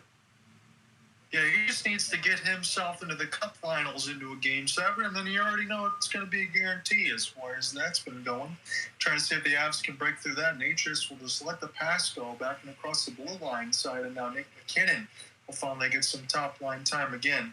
A little outstretch with the stick, and this is very contested. Good stop by Dadonov. We'll slow this one down. Dadonov now trying to give chase. He will get positioning on Blackwood. This goes off the outside of the post and sent back down off the backhand, and this will be blown dead against the Avs. Another icing, but Evgeny Dadonov sets up at the side of the net to test Mackenzie Blackwood. He shut that off on the left outstretched pad, so Dallas has their counter punch here in terms of offensive chances. But so far, Colorado's getting the most of this. We'll see who is the more energized between these two in the second period. Yeah, because the first period, you mentioned the first 20, Alec, there was all sorts of energy expended. Now, Matt Duchene hasn't had a goal in the series. I call for him to get one. Here's a shot through the screen. A good save, Blackwood. Marchment set it up right in front of Blackwood to take his eyes away. If Blackwood squeezed the post enough to get that by and cover that one up. You see Jared Bednar 0-3 in Game 7s, all by one goal. And while the one to San Jose was with Colorado being the final wild card in the Western Conference, it so stings to lose in a Game 7, but that year, you can build upon that to learn for the future, and that he did. Jonathan Drouin trying to take this one against Sagan. Sagan will win this one easily back. Shot into the screen goes wide and off the end boards. There'll be bounce here for Jack Drury, former Carolina Hurricane. Another one of those ads. This is a big rebound. Save with Oettinger off the stick as this goes in behind the net now. And lifting out for Drury. He will get the steal. Back now for Lindgren. Fires into the traffic, and this bounces toward the left side red line. Avalanche are waiting for it to drop, but the Stars found it. It's turned over. Parker Kelly forces the steal. And now the Avs can't find it near the left side red line. Mason Marchment trying to get this one across the inboards. Petrovic with a hold. As long as the puck moves, the ref won't blow this play dead, but it's a massive humanity here. Still Parker Kelly off the lead pin. Now this goes toward the left side boards. Just does get held in by Manson. He loses it. Now off the back check, he gets a second effort, sends it down to Blackwood. Excellent work for Josh Manson under duress, as they can start from 200. Pass too hard for Natchez. Picked up now off the rush. It's Mikael Granlund. Here's a feather backhand right in the webbing of the catching glove of Blackwood. The fourth line doing the work for Colorado again. They've been one of the most impressive lines for the Avs in this series. They got a 3-on-2 rush between Kelly, Drury, and O'Connor up the seam. And while Michael Granlund gets turned away by Mackenzie Blackwood, the fourth line of Colorado showed that they are very hard at work and they can take away chances to generate offense for themselves.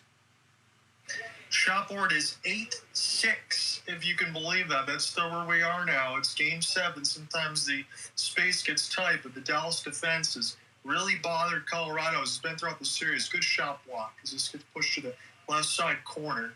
Avs do not get it out there off the lift, as this is worked in behind the net now toward the right side red line. Victory Green get there first. Mikko Rantanen now gets the pass back. And behind the net of Blackwood now, Rope hints. The lefty now trying to work on his forehand as this gets chipped off the glass. Still in by Harley. Right at the net. Oh, what a save, Blackwood. Oh, that first spectacular save of the night. Michael Granlund tried to elevate it. Blackwood stood with him going post to post. They're turned away. It's not a track meet as some games were throughout this postseason. It's not a Kings-Oilers game, but rather one was methodical. It's not a high-scoring game. Granlund just simply ran out of room, and he couldn't elevate this because if he were to do so, the blocker of Blackwood was right there. He just ran out of room right in front of him. And I think Granlund, in the midst of everything, as you said, Alec, did the right thing, getting the shot off quickly just to give himself the chance. And Blackwood full sprawl makes the save. Another face-off win for the Stars. That's got to come to roost at some point. Here's a pass across off his skate. Otherwise, it could have been another goal for Dallas. They probably should have 3 here. They played very well.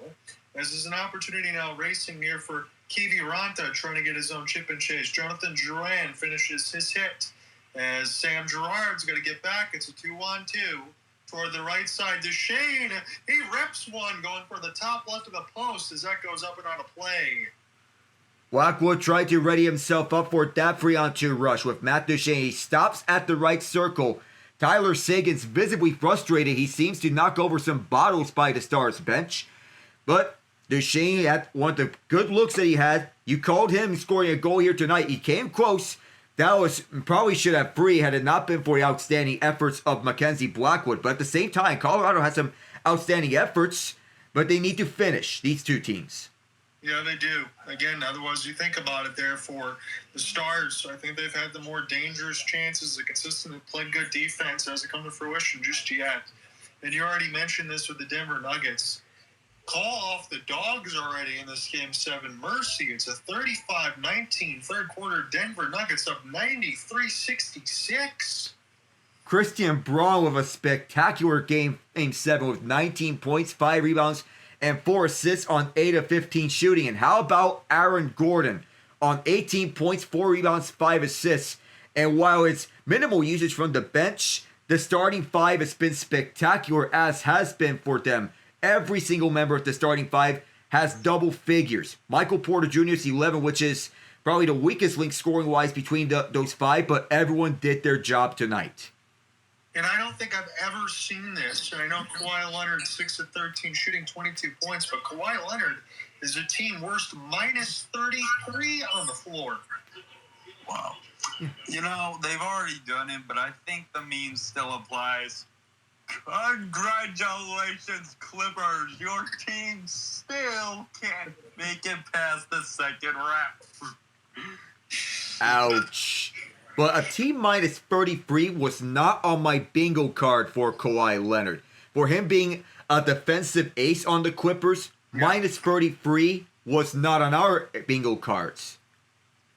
No, and you can't have, I know the playoff rotations, you said they get shorter here in the postseason, I agree with you, but I just don't think the Clippers have enough on the back end side. And Ben Simmons, I didn't even know he was on the Clippers. People tend to forget, but it was a forgotten piece as part of that, as he signed a league minimum deal. Shots off the rush 2 in the first period for the Avs, 4 here in the second period. Avs now trying to make something happen off the rush as it's Manson throws it right at the net. Big rebound. This will pinball toward the right side red line. Avalanche will just shovel it in the corner here. Rope hits. We'll get the puck.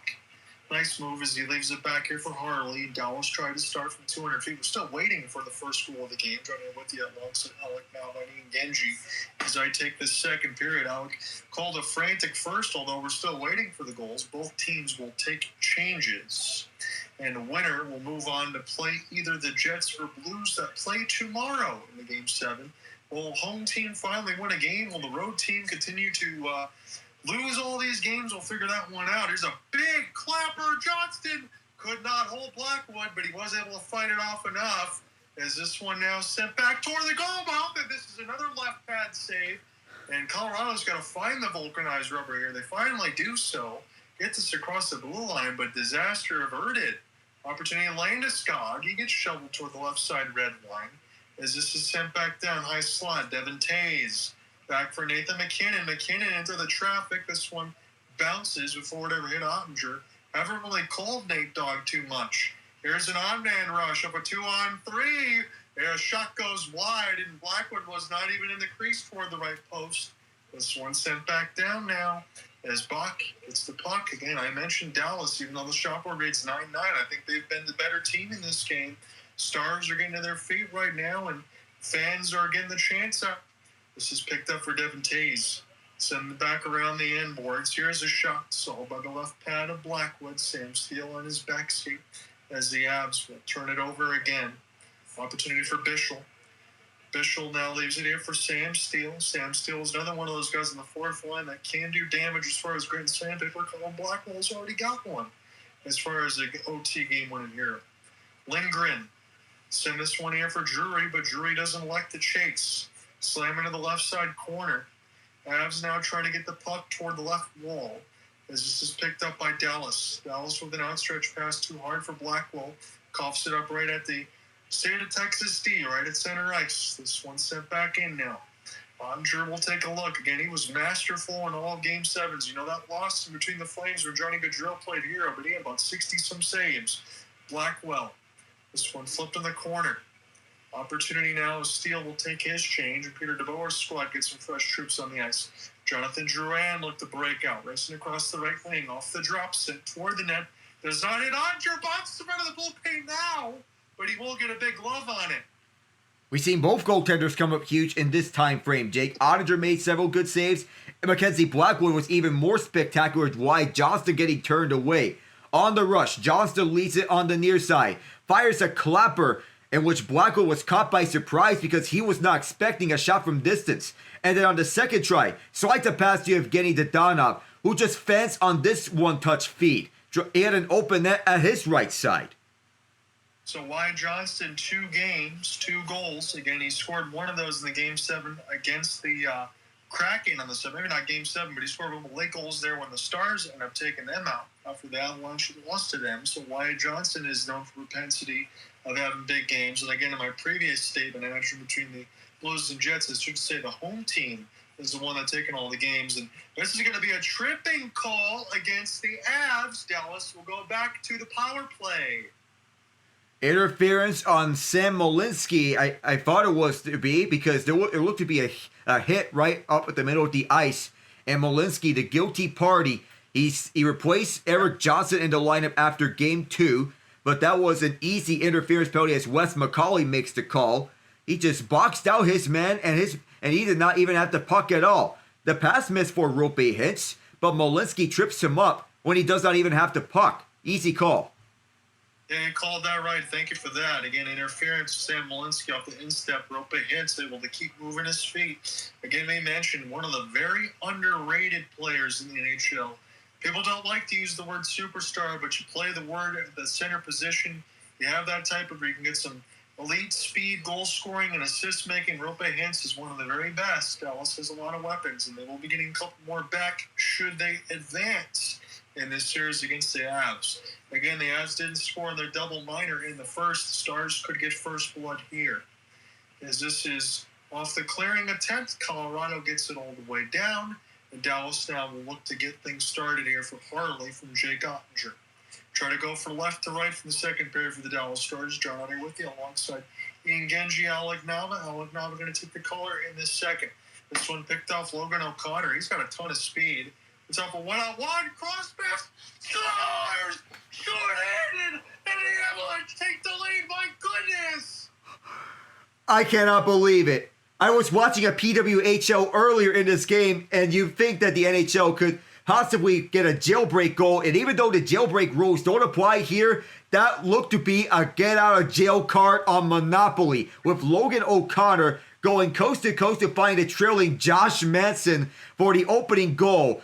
What we are going to point out here, it may come down to who scores the first goal here in Game 7.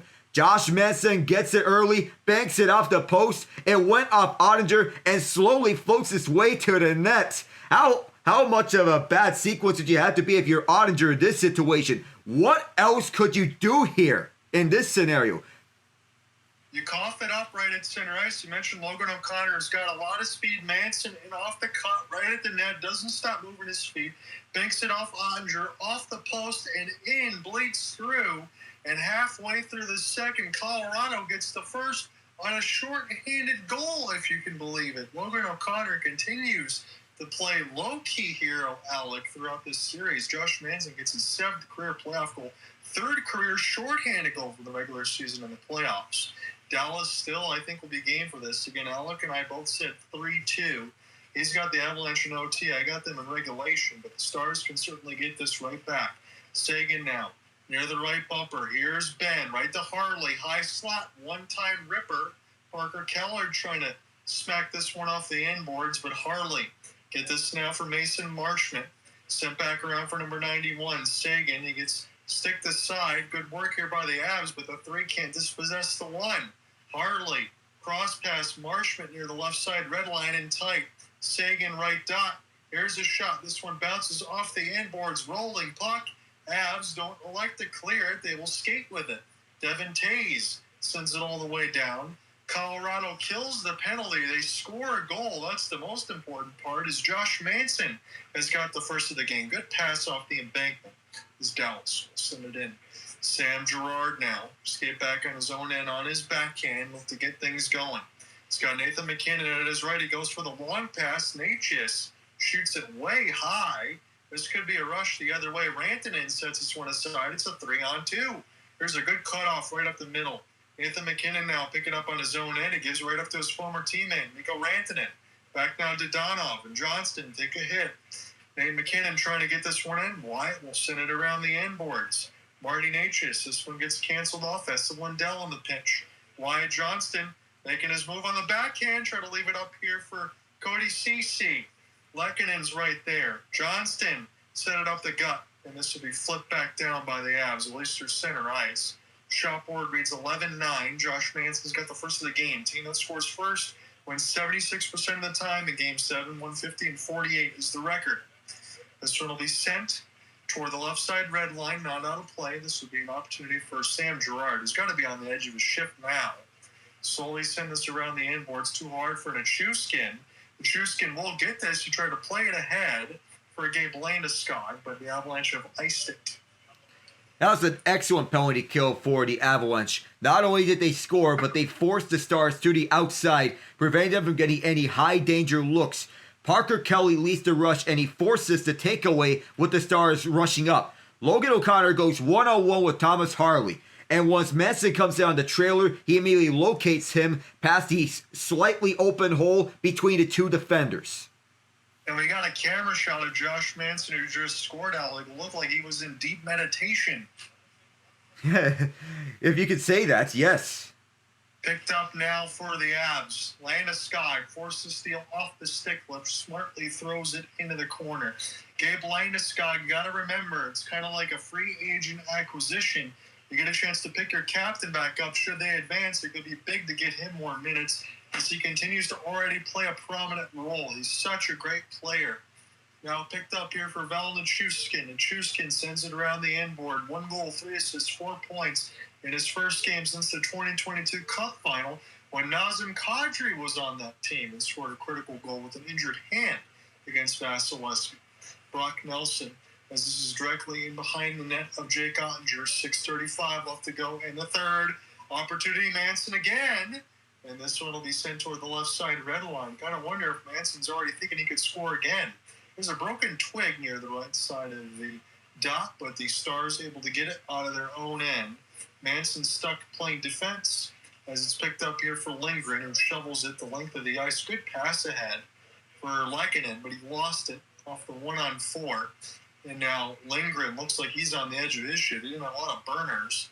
Picked up here for Marty Natchez. A little smooth skating here to Nathan MacKinnon toward the left wing. MacKinnon slows up, will spin back. Take this one off the wall. 5 points in this series for Natchez. 83 in the regular season was a career high as he spent some time with Carolina and now Colorado. He's got to try to play that second line role at least for wing or some center if they need it. Picked up here for Drew, and here's a one-timer. This one will miss everything. Devin Tays off the pinch as the outside left side red line. Try to get this one on the forehand now across the wall. Tays sends it across the defensive partner. On his backhand, shovel up shot. This one pinballs. Avalanche now. Cale Makar in a severe pinch, trying to throw up the goal mouth. Picked off by the Stars. Excellent work there for Dallas, just to funnel in their end in front of Oettinger. Stop any chances. We settle up now for Landeskog, who takes a bump. That's the Lundell. Cale Makar, just 1 goal in this series, 65 shot attempts. You got to think he's got to do more. I'm just wondering, Cale Makar, he's got to hit the net more. He seems to miss it a lot throughout this series. Val Nichushkin, drop here for Nelson. Working behind the net of Oettinger.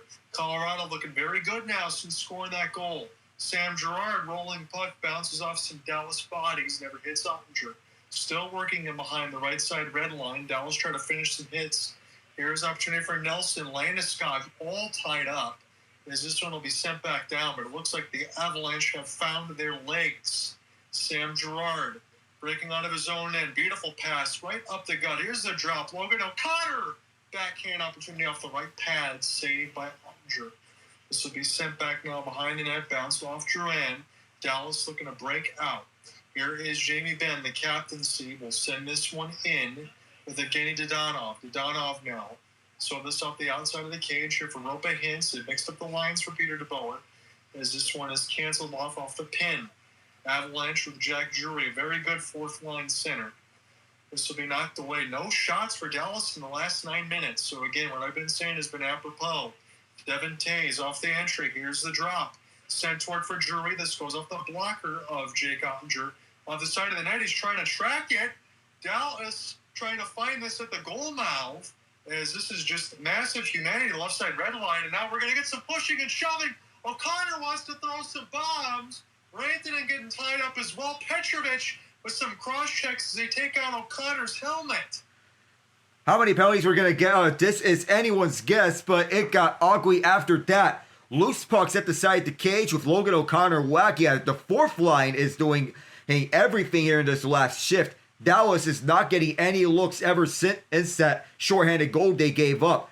And there's a sense of dread here in Dallas, John, that the feeling inside me that says that shorthanded goal they allowed just sucked the life out of this building. That also affected the Stars' physique. That the Avalanche forced them to the outside on that penalty kill, but it should affect them to the point where they're not getting any shot attempts at even strength. You're absolutely right, Alec. And again, I will say this. If it sucked the light off, it's at least done it now for the second period where you got 3:40 left. But somewhere and somehow, with no shots in 9 minutes, as you said, for a team like this, they've got to be much better. Dallas had a really good first. You don't want to let that all slip away because it's just a one-goal game. But at some point, they've got to find a way to go back into the dressing room. They've got to regroup for this third because it looks like the Avalanche now are playing this one-sided. And again, it's just a one-goal game. Yeah, it doesn't seem that way about one-sided, but it feels like they're paying a homage to how the Nuggets are doing the Clippers tonight, this second period.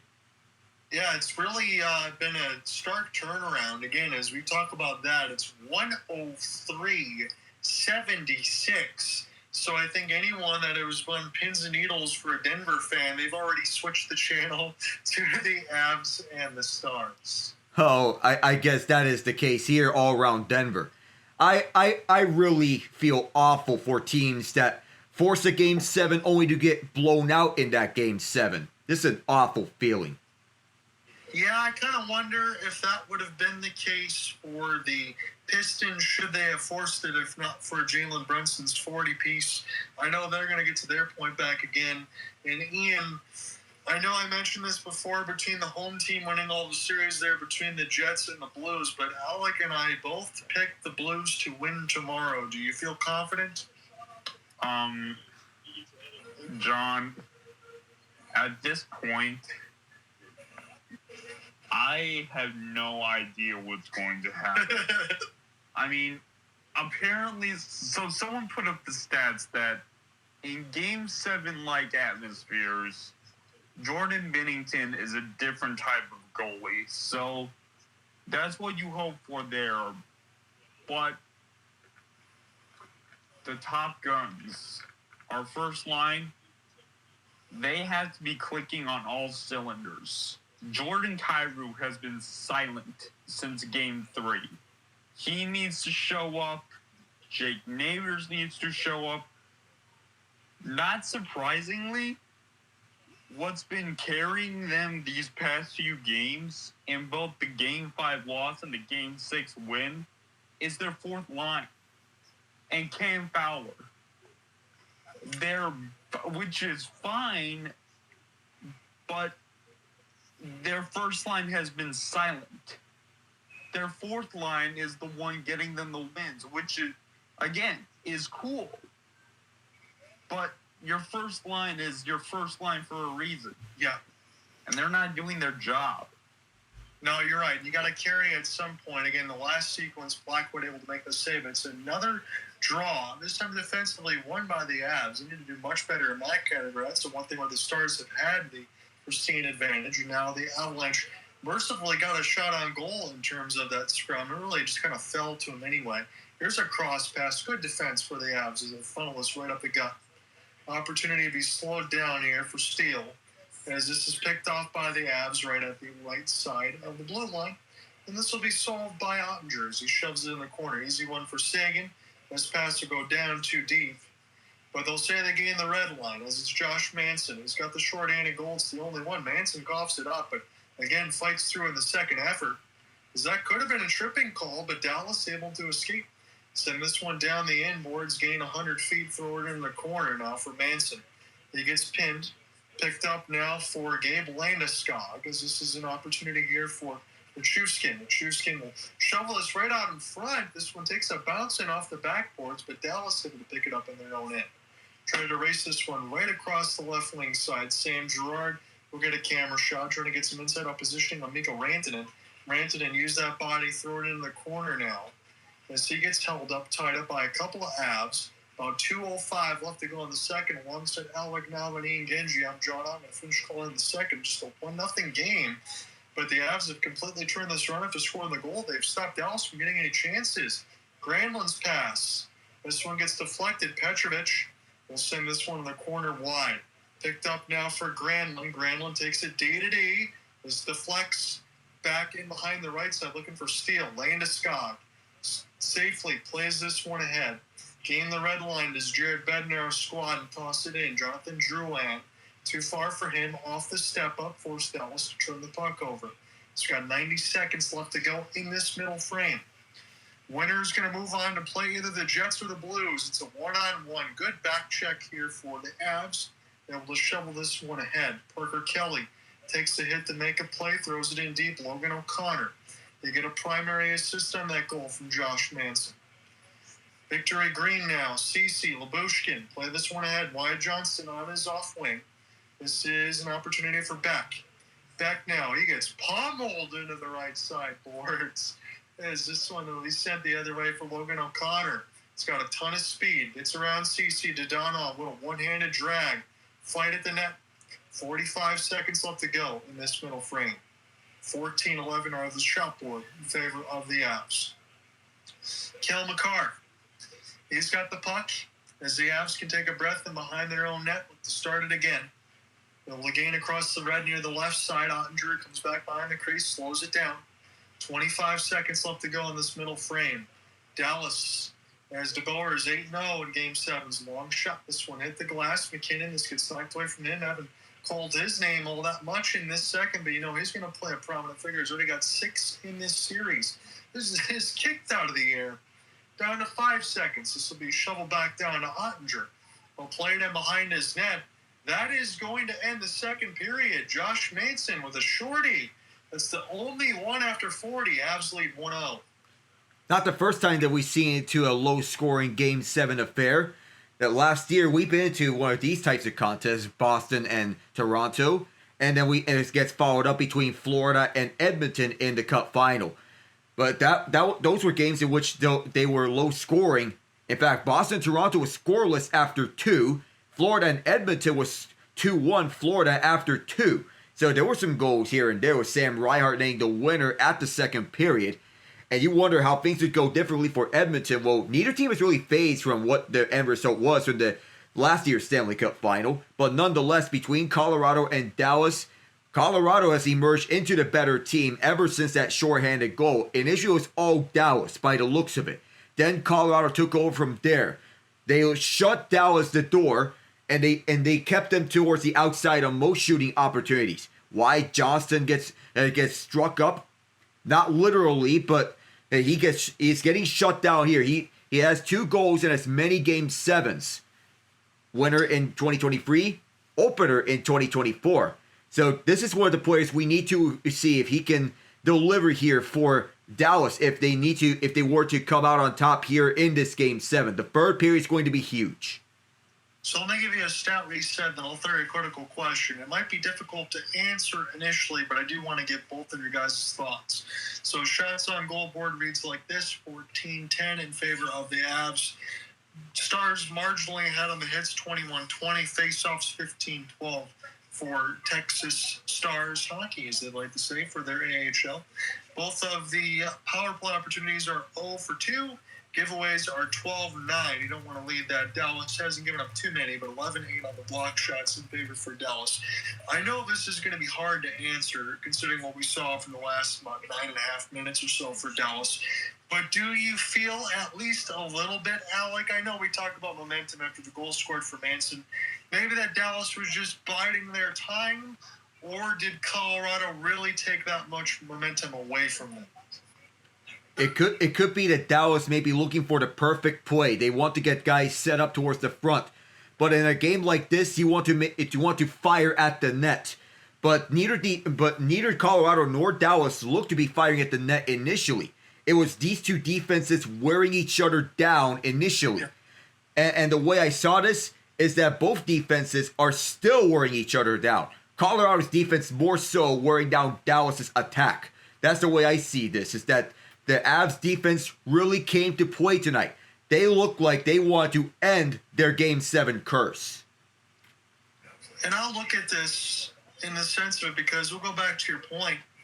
Game 4, 4-0 Colorado. Game 5, 6-2 Dallas. Game 6, 7-4 Colorado.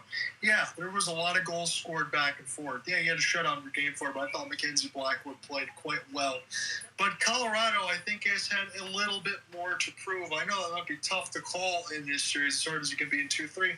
I thought their defense could play a little bit better. I thought that they've been touched up a little bit too much, especially with a team that doesn't have Jason Robertson or Merrill Heiskanen. I know that's tough to say, and it might sound like nails on a chalkboard, but Dallas has played quite well. And considering having two guys like that out of their lineup, the Avalanche should not be giving up as many goals as they've had throughout this series. No. And their defense is stepping up to the occasion right now. It is a shame that we'll never know how this series would play out if Dallas had Robertson and Heiskanen, but it would still go to full 7 games in such a series. But we'll just never know how it all ends up with those two missing time. Yeah, again, that is part of the reality. Sometimes you talk about it in the same way as you mentioned between the Jets and Blues. Who knows what's going to happen with Mark Scheifele? Again, they're down a couple centermen in the Jets. I think you look at it on that side, I think they're in real trouble. Yeah, no Mark Scheifele. Well, but to play devil's advocate for the Jets, they just got Nikolai Ehlers back from injury. He initially was ruled out week to week, but from the looks of it, he's not at 100%. How effective will he be for Game 7 is the question. And we imagine him to retain his second-line role right next to Cole Perfetti and whoever's going to be the second-line center. Because if Scheifele can't go, we'd expect that Vladislav Namestnikov would be the top-line center between Kyle Connor and Gabe Vilardi and Adam Lowry on the second line, which fills in the question of who's going to be at the third line because of the Scheifele injury. And I wonder, and I'll say this because I've seen some time in between the Bolts, a little bit of abbreviated time for the Stars, but especially at the Red Wings, Vlad Namestnikov, he's been a decent player, bottom sixer and all that, but with the Jets, he really just seemed to find a home. Yeah, on the second line, nonetheless, he's found a home as a second line center, and at times he's thrived on the middle six in those years.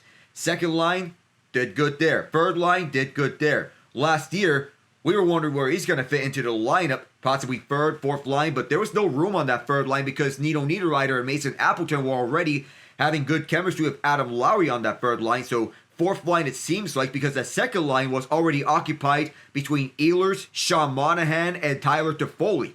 But in the end, it was Winnipeg having a 5-game flameout. But Namestnikov back onto the second line, the Jets are sticking to what has worked throughout the season. Not much needed to be added. They're just making some minor tweaks to the lineup and then riding on from there. You add Luke Shen and you add Brandon Tanev and you give it a go. I want to say this, Ian, if you are around, please chime in because I've already asked Alec this question in terms, but if the Blues advance, let's just say they punch their ticket on Saturday, who would you rather play in this series, the Stars or the Avs? I gotta be honest, John. There really isn't anyone I would want to play because this is not the regular season. All right. A lot of Blues fans are saying the Avalanche because we beat the Avalanche a lot. Mm-hmm. We beat the Avalanche a lot, but here's the thing. Dallas also has, as we're seeing in this game, they have some glaring issues. Mainly, if they don't get their offense going quickly, it tends to stagnate with very little opportunity to get it back up and go. And the Blues, when they're on, especially at home, they strike fast, strike quick, and they don't stop. I'm looking forward to it. Again, I'm hoping, and I'm not just saying this for you, but honestly, I'm hoping that the Blues do advance because I do think that's going to make for a much more interesting matchup. And if I have to lean, I think I want to grit my teeth in on the Blues and Avalanche because I do think that that's going to be a series that probably goes at least 6, scores a ton of goals, We see some physicality. We see a lot of stars come out and shine. And I want to see, because Mackenzie Blackwood, let's say he does advance. I still think, again, as we know, he does not have the experience.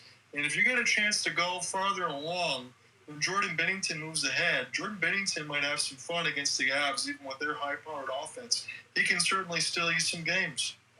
Yeah, like he did for Canada in the Four Nations Face-Off and the Blues in 2019. He elevates his game when playoffs come around, even for regular season stats having question marks. But playoff Jordan Binnington is a different animal.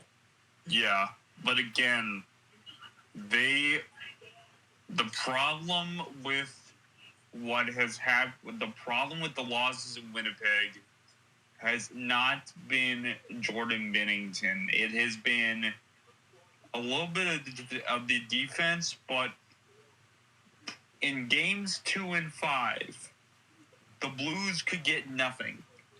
They got nothing. They scored 1 goal, and on a 6-on-5 do-or-die game 2, they couldn't shoot. They couldn't shoot to save their lives, and that right there is a problem. They need to just start flinging the pucks at the net. Stop looking for the play. I don't care if it's neighbors. I don't care. Honestly, at this point, when you're in Winnipeg, when they're in the offensive zone, Falk, Letty, you better be firing howitzers from the blue line. I don't care how far out you are, because we have seen the most ridiculous of goals happen on howitzers from the blue line, especially from defensemen. So you know what? Just start sniping. I'm going to watch a little bit on Sunday when I can. I know I got to spend some time with the missus there tomorrow, so I can't cover anything Sunday, but I will be working Monday. I will send the schedule out and get a chance to get a few more of these games in totality, as I'll join back alongside Alec now, but I think I'll probably catch up with Cooper Hopkins because it's been a minute. Let me just, before we get to 7.5 minutes and Alec gets set to take over this first half, I'm going to go back to the NBA side of the bracket.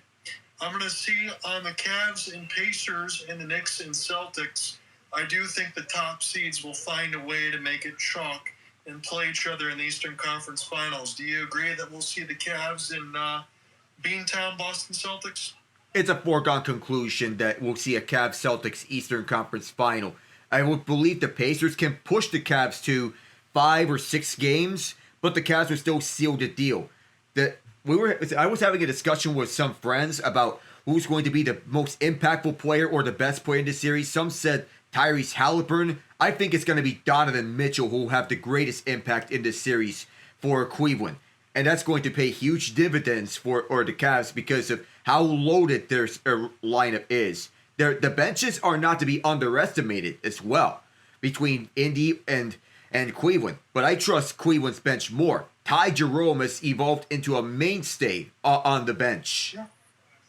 He's been pretty good. And for the C's, considering the way that the Knicks, I know they beat the Pistons. I don't want to rub too much salt in one of my own team, but I thought they struggled for as much as they probably should have because the Pistons really only had 3 scores and Tobias Harris played quite well. But the Celtics, too much depth, too much work there for the Knicks. Yeah, I would believe the Celtics, they'll take out the Knicks. The Knicks' 0-10 record against top 3 teams this season also doesn't do them any favors. So I feel the Knicks can take this to an extra game or 2, but in the end, the Celtics will come out on top. Jason Tatum and Jaylen Brown, that's as good of a Batman and Robin as any other superstar duo in the league. And the Celtics, they have all the right pieces and the right personnel coaching-wise to take this series. I just want to ask you one more thing as we get set here for the third, but we look at the Rockets and the Warriors. I'm going to assume that the Rockets find a way in Game 7 to close it out. I want to push you ahead here, Alec. Look ahead with the Timberwolves. How do you see that one matching up with the Rockets? All right. Assuming that we beat the Warriors in Game 7 and become the first team in NBA history to complete 3 separate 3 games to 1 series comebacks. assuming that happens, it's going to go neck and neck between the two of them. But I feel it's going to come down to difference makers. But as I said with the Warriors series, we do know the Warriors difference makers, Steph Curry and Jimmy Butler. And it also comes down to coaching. Ime Udoka over the last 2 games has coached circles around Steve Kerr. Masterful defensive game plans, especially later down the stretch, to take it to this point. Against the Timberwolves, I would be interested to see how that goes. I think we could take this to a competitive series with the Timberwolves. How this series goes, I think it's going to be a 50-50 coin flip, but it's just too close to call for me. It's one of those ones out of the 4 series that we have left. That's probably the one I will keep my eyeballs on. I know the Nuggets did just advance. They win 120-101 against the Clippers, but their opportunity is to play against the Thunder. I like the Nuggets. They won a championship before, but I don't see it happening. I think OKC is going to probably go all the way to the finals. You know, I just don't see how anyone can beat the Thunder in the Western Conference bracket unless if any of these 2 teams at the Western side have a say in it, whether it be the Warriors, Timberwolves, or the Rockets. I just don't see the Rockets doing so. Warriors and Timberwolves could be, but the Thunder, they're the heavy favorites for a reason. When people say free throws, always counter with stifling defense. Always counter with clutch and timely buckets from any one of these players. This team is deep. They're the real deal, and people will remember this team for the many years to come. It's kind of crazy because when you think about it with Sam Presti, it was not that long ago that the Thunder had Harden, Durant, Westbrook, Thabo Sefolosha, Serge Ibaka, all those guys. They go through a partial rebuild. I say that for maybe about 3 years, and then you get a million draft picks again. And the Thunder are going to be good for a long, long time. Yep, because Sam Presti did the one thing that a lot of GMs are afraid to do. He said, it's not working. Hit the big red button. And then, you know what? Honestly, when he hit the big red button, it worked. But it took the wonkiest turn, the wonkiest path it could take to work. I mean, let's go over the timeline, if we have time. Do we have time? Got about 3 minutes. Okay, so real quick. You trade Paul George. You trade Russell Westbrook. You get SGA, Chris Paul, and a bunch of draft picks. The first year after they're both gone, you're thinking, okay, well, you know what? This is going to be a rough season. You know, Chris Paul's on the back end. Let's go ahead. All right, let's go ahead and brace for a disaster of, what do you mean they have one of the best records in the West? Wait, what do you mean Chris Paul is playing at an MVP level in his late 30s? What do you mean? What do you mean you're able to trade him for a first-round pick to the Phoenix Suns in the offseason? If I'm a Thunder fan, and again, it's really hard to not be because it feels like they've always been good. They really don't have to worry about anything else. I know it's part of the Seattle Supersonics and all that too, but you've really not had much to complain about. All that's really left now is getting the Larry O'Brien, and the Thunder are going to be in mix for that for a long time. And maybe this team is even better than the team that we just discussed from a few years ago. Yeah, even better than what we discussed. Possibly better than the 2012 team that made it to the NBA Finals with Harden, Durant, and Westbrook and all those cast of characters. Harden was a 6th man that year, and that was the year before he had his emergence with the Houston Rockets. This Thunder team could be a mainstay in NBA championship contention for many, many years. Shai Gilgeous-Alexander is going to be a perennial MVP candidate, and if he wins MVP this year, all the power to him. Yeah, it makes me wonder. I know it's not the same thing, but the Mavericks had Jalen Brunson. They had Luka Doncic. They had pieces.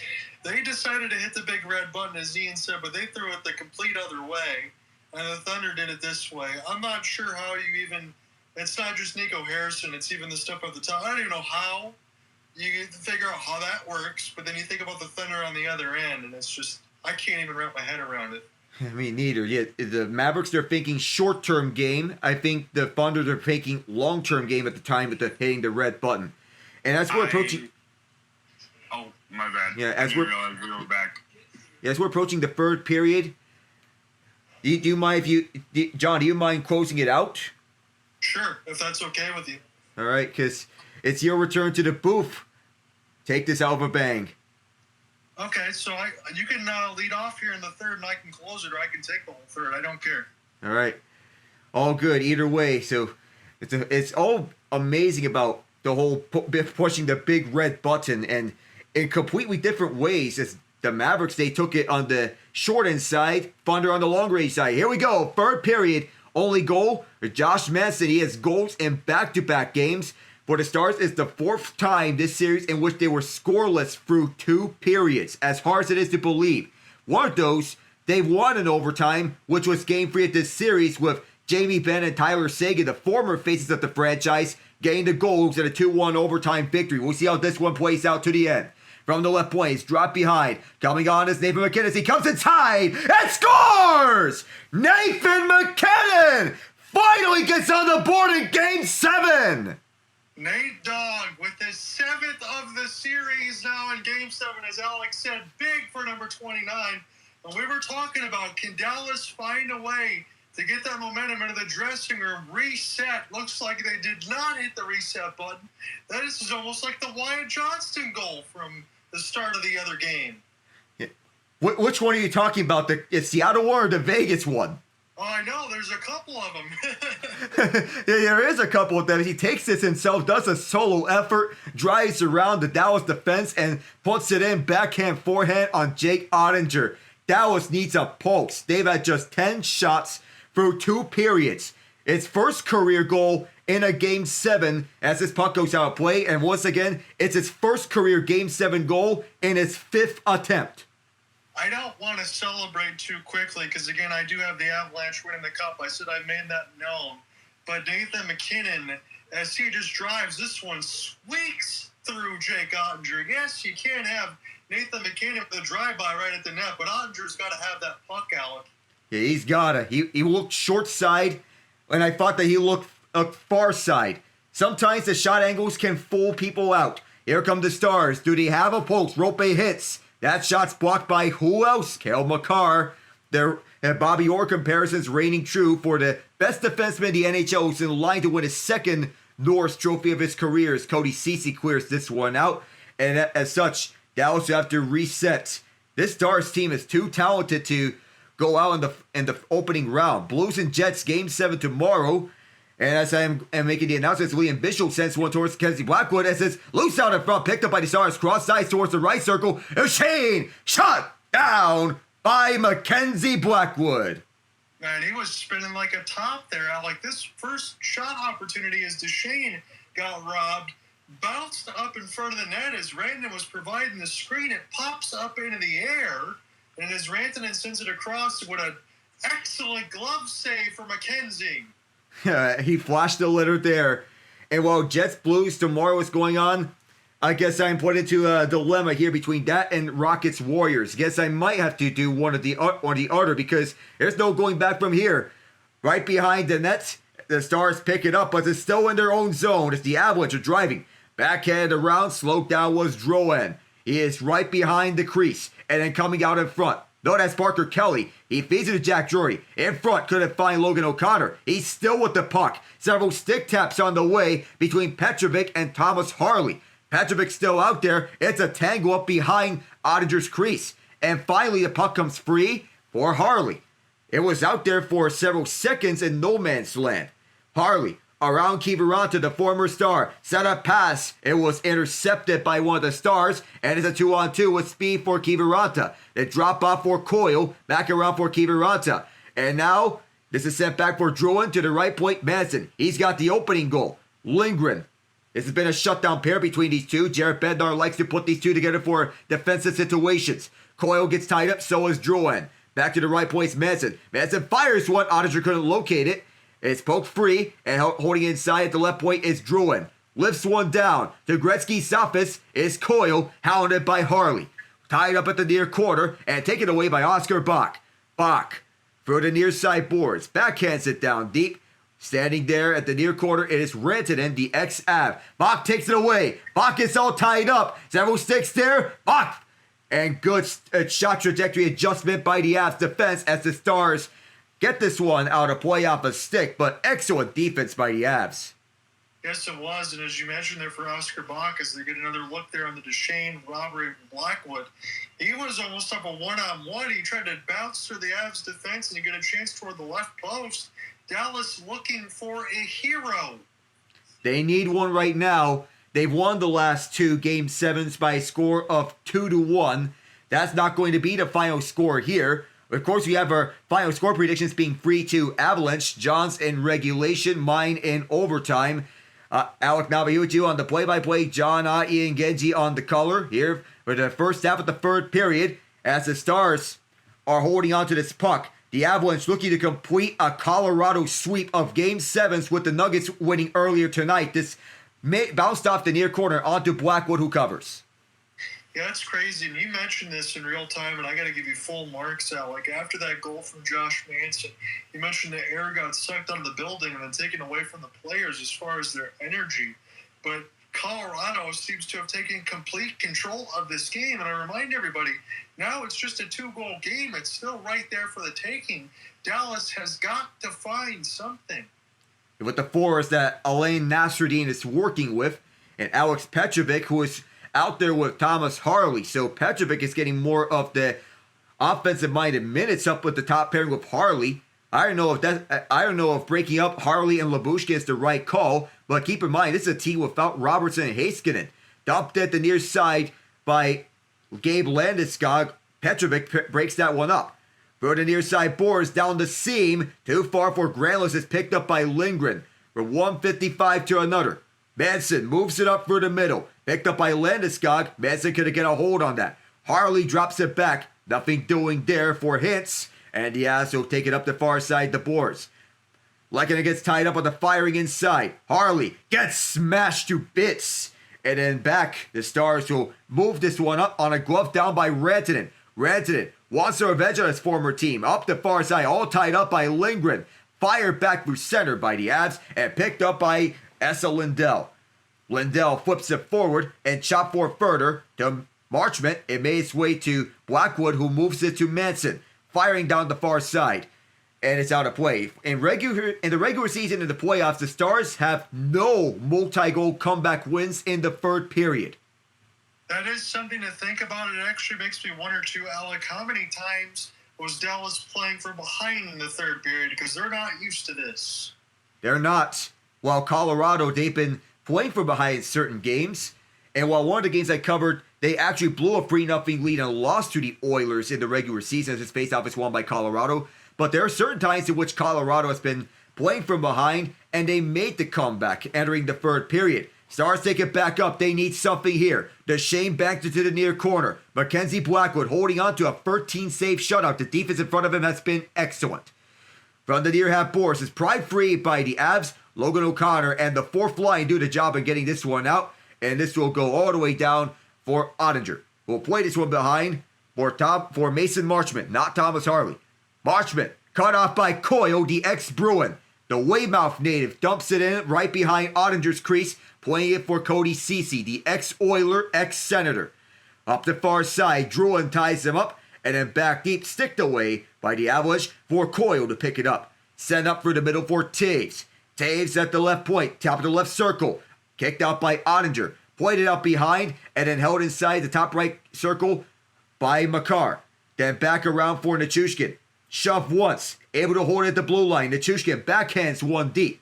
And picked up at the corner by Landeskog. Nichushkin also there. Picked back up at the left point. Here's Josh Manson seeing I shot. Oettinger through traffic, shuts it down. And Landeskog gives a little bit of an extra shove there alongside for Liam Bishop. I wonder if Dallas can use some physicality to try to turn some things around. But Jake Oettinger, I can make the obvious point here, Alec. He cannot give up anymore. He cannot any more goals because he is the last line defense. And sometimes Dallas has put up efforts in which they've left him out to dry, and he can only do so much. But if we're being serious, stopping that goal from MacKinnon, be serious. Oh, he's had no chance on either one of them. Yeah. No chance on either one of them. He can only do so much. Thomas Harley with the second highest average ice time in the playoffs at 28-19. That's only behind, shocker, and I mean this in the most genuine way, it's an actual shock, Brian Dumoulin of the New Jersey Devils. Up front, the far half boards race for the puck was picked up by Harley.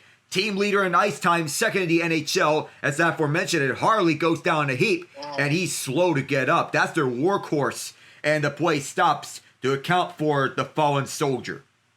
He got hit hard in toward the right side boards. Thankfully, he popped back up. Looks like he might have got the wind knocked out of him near that right side red line.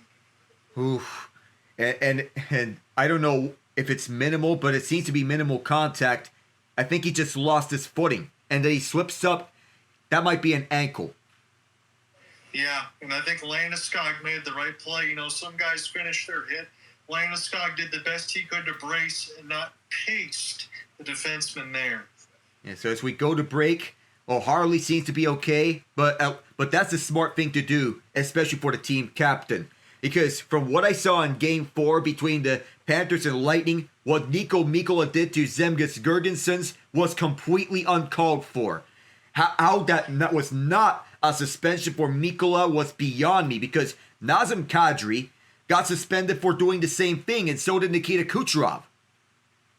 Yeah, I'm glad you mentioned that, because when I threw that tweet out there, I was like, there was no way he shouldn't get at least a couple of games for that. For him to not even get anything, that was, I'm not going to say assault, but that was just a borderline. That's got to be a game or something. Yeah, at least a game. Maybe at least 2 games for Mikkola, because that was the suspension that Aaron Ekblad got. If what Ekblad did to Brandon Hagel was a 2-game suspension, right? Because Mikkola, what he did was more of a blatant attempt to injure than what Ekblad did to Hagel. I completely agree. So there was a lot of things that we could talk about through the first round for Department of Player Safety. The main thing, again, you're playing a sport where the salary cap's going up another 6.5 over the next 3 years. The NHL's in a good spot, but in order for it to remain to stay in that great spot, you got to keep these players healthy and upright and stop the cheap shots, because that was one. Yeah, those were 2 cheap shots, and the definition of such. That does not belong in the National Hockey League, and the Panthers need to clean that up. And they need to for this series, because if Toronto gets on the power play because of the Panthers getting too dirty, they're going to make them pay. It's going to be interesting to follow that one along on Monday as I'll have the call. You got the NHL draft lottery before that. I'm just wondering how far the Red Wings will fall. We might never know. It's face off to the right of Oettinger, and MacKinnon takes it. Marty Necas spins around for the far side. Now at Gretzky's office. Park to the trapezoid, comes back in front, and that bounced off a body in front. The rebound swept wide on the backhand by Lehkonen. He had an open seam and a deep shot. Open net on the right side. It was a little too late. Lekkonen's tap came back to MacKinnon as he picks this one up. Sustained zone time here, a premium here for the Avalanche. They've been buzzing into the offensive zone. Out front, bounced off Oettinger. Rebound loose, prime free. As Dallas takes it up, as it takes a bounce off a high stick. Collected by MacKinnon, and the official saw that high stick. There was a chance about 15 seconds before that, Alec, near the right dot where the puck bounced off of McKinnon's right skate. If it doesn't bounce there and he gets a chance to pick that up clean, there's no chance Oettinger even makes the save. That would have been from bad to worse for the Stars. They're already having themselves a nightmarish game. Oettinger's doing everything here. Where's the scoring going to come from? But this is not exactly a repeat of Game 1. But if it comes out like this, it's just a mixture of Game 3 and Game 4, except it's the Avalanche being on the right side of everything, as with all the minutes heading up into the third period. This puck comes all the way back for Blackwood. Playing this one out is MacKinnon onto the left corner. And then all the way back it passes to Shane, who has not scored this series. We're waiting for the time in which he strikes. Patrick plays it around Landeskog. Fires around for the far side of the boards. Gobbled up the near corner by the Avalanche, but it only makes it far away. It's all the way out as it went over Harley's stick. Puck comes out to Landeskog right behind the blue lights. He fires it in. Almost was a chance at a 2-on-1 for Colorado. That's how much of a nightmare this has been for the Stars. Both ready to go here in the third period. Goals from Josh Manson, it's shorthanded, and Nathan MacKinnon on a gorgeous goal. Valeri Nichushkin's tied up at the near quarters. Puck comes out to Dallas. They need life here. They desperately need it. It is Rantanen through the far side. Rantanen up at the high spot. Rantanen fires it and scores! Mikko Rantanen gets one back for Dallas. And you said it right off your previous statement. In the mix of that game one, Colorado 2-0 lead, Rope Hintz able to score on a breakaway of sorts. This nothing like that is Mikko Rantanen. He's already scored a ton of goals for Colorado, now does so for Dallas with all sorts of traffic in front of hellacious wrister as you get a good camera shot sequence here. Cuts his way toward the middle, uses the screen. Blackwood could never track it. Top left bar down and in. Beautiful shot for Mikko. So the shutout bid ends, but for Rantanen, that's his 8th point in the last 3 games, including tonight. He's been on a tear as of late in the later games of this series. 37th career playoff goal, and his 3rd playing a Game 7 in his career. This is 4th game playing a Game 7. Played previously with Colorado 2019, 2020, and 2023. In 2023, he scored the only goal for the Avs in a Game 7. Now the Avs are up 2-1 as this goes back down to the Dallas zone. Rantanen so far is the only Dallas goal. They need to tie in goal if they were to get their first comeback from down multiple goals heading into the third period. So up at the far side, this is carried up. So all up is O'Connor, fires, kicked out, a rebound loose. O'Connor there is swept over to the far corner. Wyatt Johnsotn moves around. Evgeny Dadonov sends it up for the far side of the ice. Sam Girard shots off Wyatt Johnsotn. Johnson's been a Game 7 hero before. That pass came out off a skate of an Av.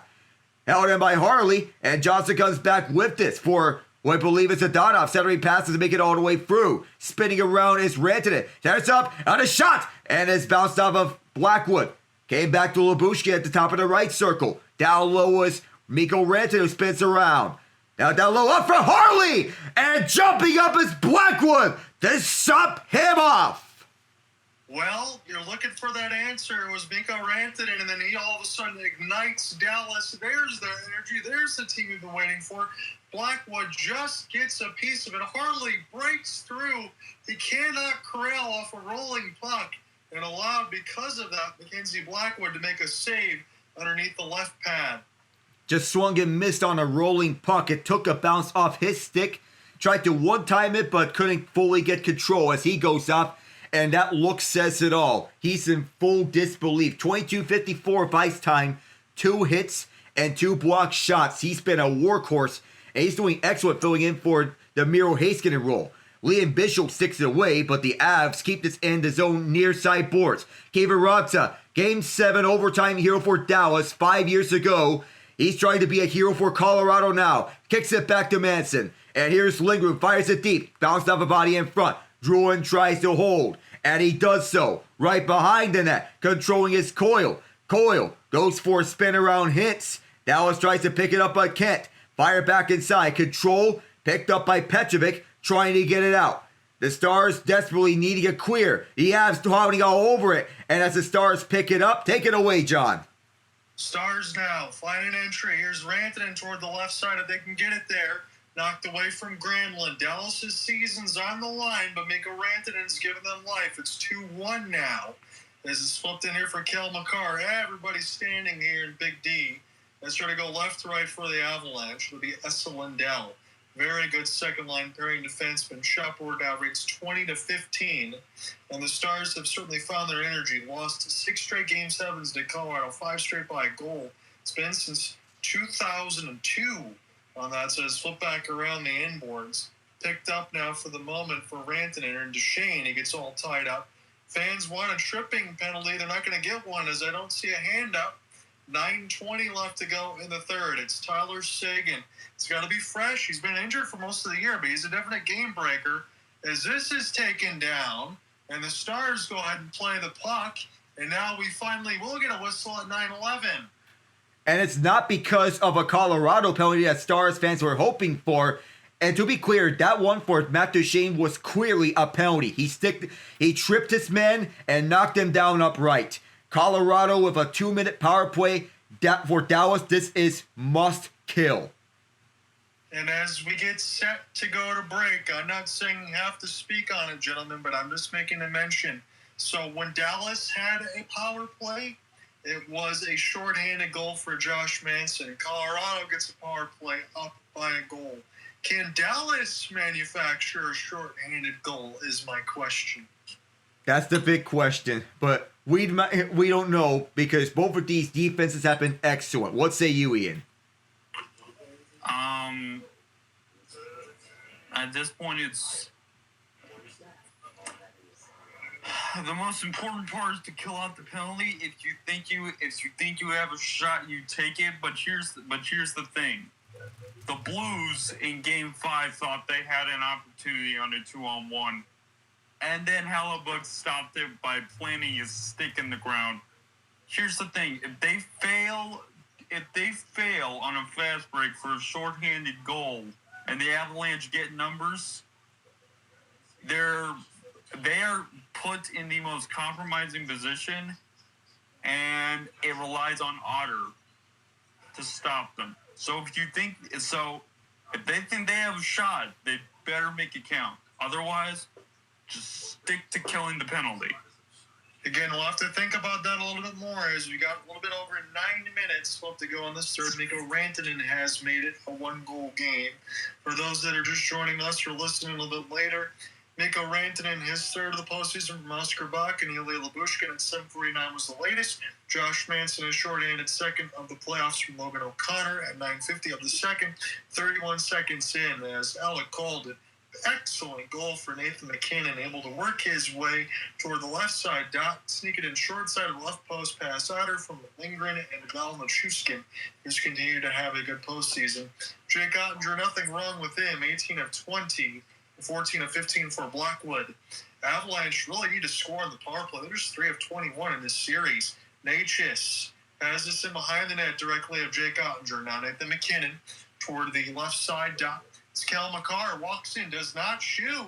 And Gabe Landeskog, this pass bounces off his left skate. Cale Makar try to save this one back here for the Colorado captaincy and Landeskog. And this will be flipped back down easily by the Dallas Stars.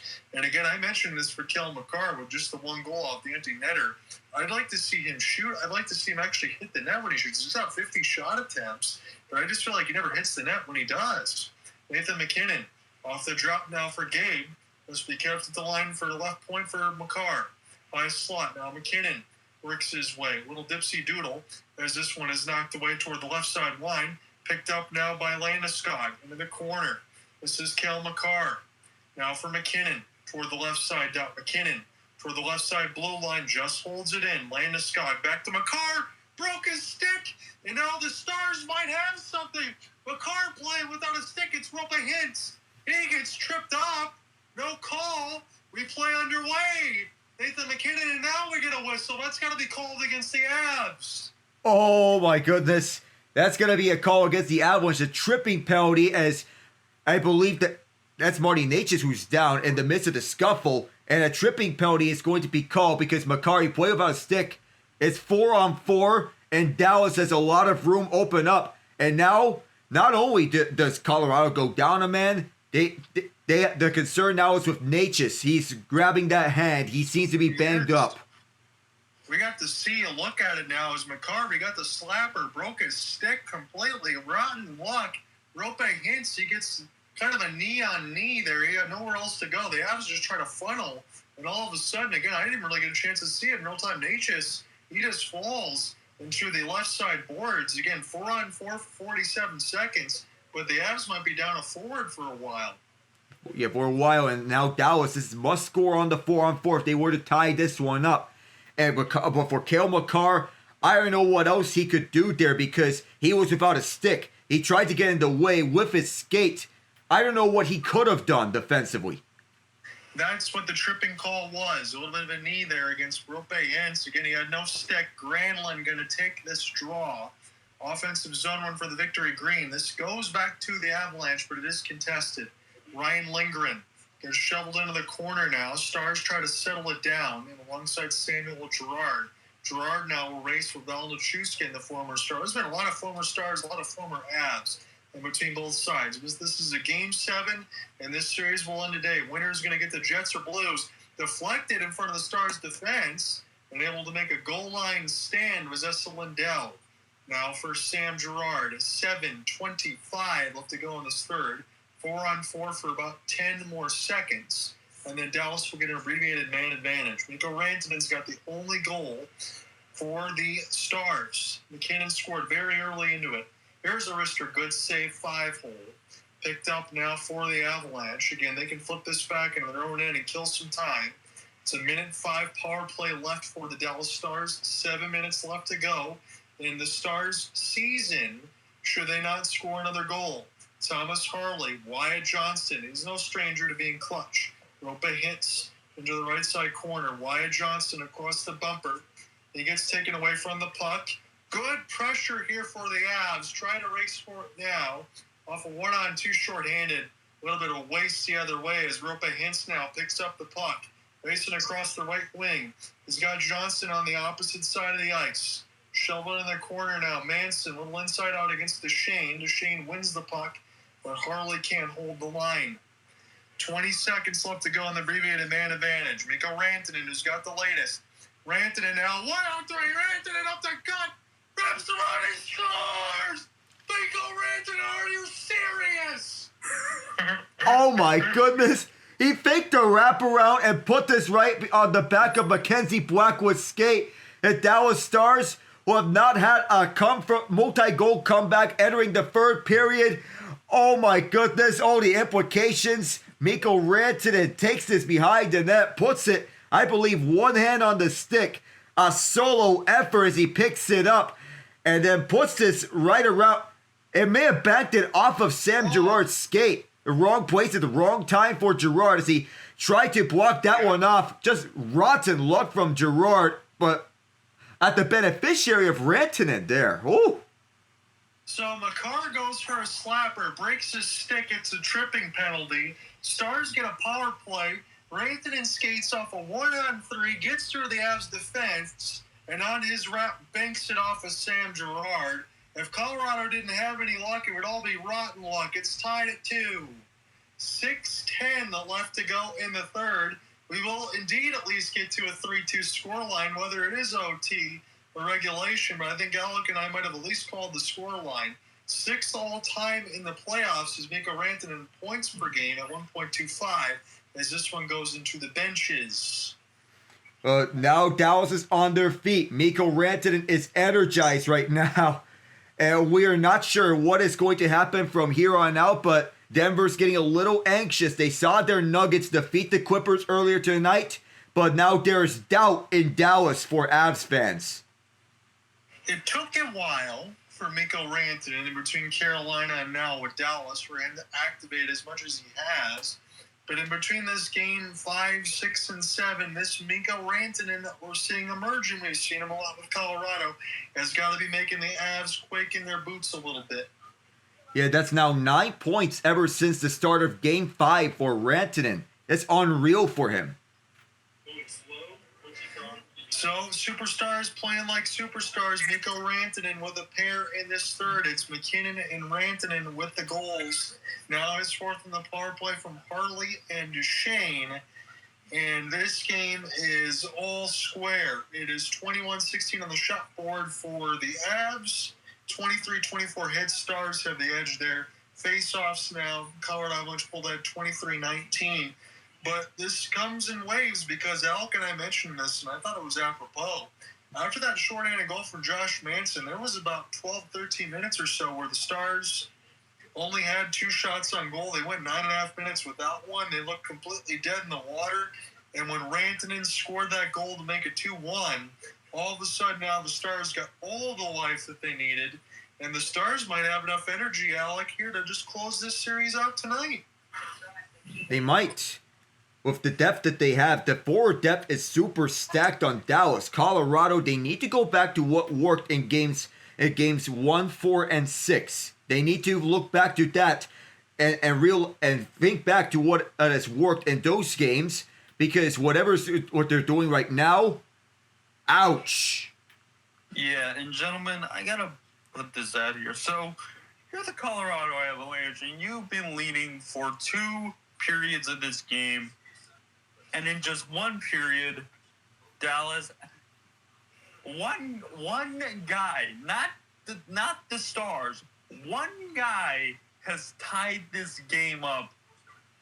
And add insult to injury, it's the guy you traded at the trade deadline. So, or when trade season was open. So, I gotta wonder, how salty do you think they are right now? And there's going to be a lot to decide. They're going to be even more salty here if they end up getting punched home away by the Dallas Stars. But again, to your point, Ian, he was traded back from Carolina to Dallas back into the Central Division, so you're going to be seeing him an awful lot. And by that, we are seeing an awful lot. He's got 2 goals tonight. But imagine, if it's another hat-trick overtime winner for Rantanen, he's got 4 goals in his Game 7 career. I swear. The energy has come from somewhere. Mikko Rantanen has supplied it. It's energized the players and the fans. You kind of feel like Dallas now can be on the right edge of it. It's a shame considering for Colorado how well they played, but there was some bounces, but Colorado had some bounces in Game 6, to be fair. That's the way it goes. You got to make your own puck luck now, and you got to find a way to fight through all the noise, finish it off. If you're Dallas, you get reinforcements back. And if you're Colorado, all those moves you made, especially you fix your goaltending tandem, you get Lindgren, everything else, you had some other forwards get Natchez, you made all these moves for this push. You don't want it to end right now. Mikko Rantanen's got the puck near the left side corner as he's shovel this ahead and alongside for Bishop. Landeskog now waiting toward the left side. Mason Marchment will play some point duty as this one's pushed in the corner away from Charlie Coyle. This will go D to D near the right side, bounce off of Manson's skate. 4:23 left to go in the third. Mikko Rantanen with a pair of goals. Save Blackwood. And it was Tyler Seguin at the slot. It was wide open. You cannot give the puck away at your own zone. Josh Manson made a mistake in doing so. He thought there was a clearing lane for him to fire down the far side of the ice. Nope, there was a Dallas Star keeping that one inside, or immediately found the open Seguin at the slot. You cannot give up premium shooting opportunities here if you're Colorado. No, you can't. Seguin has already played here on one of this. We know he's done that a lot with Boston. As you mentioned, he's very good at it. Here's another chance. This will go wide and toward the left side. Why do we get another whistle at 4:13? Are we getting another penalty against the Avs? Jack Drury is going to the box for 2 minutes. Oh my goodness. Colorado is taking too many self-inflicted wounds here in this third period. It's one too many because they're just carelessly going after their opponents, and it's not helping them any matters. Dallas has an opportunity to get a second power play goal and make Colorado's shorthanded attack pay. I'm not saying it's going to be Mikko Rantanen scoring again for his hat trick, but that's just a silly penalty tie up there for Drury, who just slammed Seguin down on the ice. But I certainly will say it now. I think Dallas is going to score. That's a WWE style move. That's only reserved for that league. Come on, that does not belong in the NHL. Rope Hintz now wins it. Thomas Harley straddles the line. Harley's got it near the right side for Mikko Rantanen. Rantanen's already got 2. Crowd's already on their feet as well. Number 96 sets it for the shade. One more. Scores! It's Wyatt Johnsotn! Are you kidding? It can't be that guy again. Are you serious? Wyatt Johnsotn begs at top shelf and gets the Stars to lead. Gets Blackwood to open up. Finds a space at the top quarters. And at this current rate, our brackets are going to be busted. Hey, guys. Yep. Okay. Different sport, but it involves a Texas team. Why are the Avalanche collapsing like they are the 2015 Texas Rangers against Toronto? I mean, geez, all we need is Mikko Rantanen to flip his stick. All we need is a Dallas player to flip their stick after scoring a goal for a stick flip. For anyone who gets that reference. All I'm thinking about is walk-offs there when you think about Jose Bautista with a bat flip, because that's what it looks like Wyatt Johnsotn just did to the Colorado season. Wyatt Johnston's done it again. Game 7, game winner in 2023 second round. Is Lehkonen now trying to find it. And all of a sudden, the Avalanche only have 3:30 left in their season. Makar walks in, does not shoot, he wraps it around, and this one knocked away. Esa Lindell. Lehkonen taken down and behind the play. Avs desperate to hold it in. This came almost out of nowhere now. Dallas got 3 goals in the third. Colorado was up 2-0 to essentially start this third period. 22-18 on the shot board. Again, the winner is going to get the sense of the Jets and the Blues. This will be played by Oettinger, but Dallas will get reinforcements. And as I mentioned, is picking up Tampa and Colorado. I might get both of those wrong, but I did throw this out there. Between Florida and Dallas, I think the winner, whoever gets it's going to go all the way to the Cup Finals. And Wyatt Johnston, none bigger than this at the moment.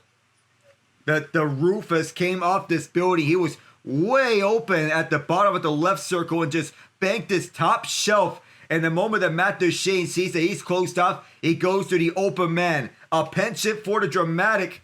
And Colorado, you cannot make those mistakes again here for the rest of this period. Now your season's on the line, and you got to find a way to solve Oettinger here in this third period because he's been on one. Well, Alec and I might have got the scoreline right with 3-2, but now we got the opposite team.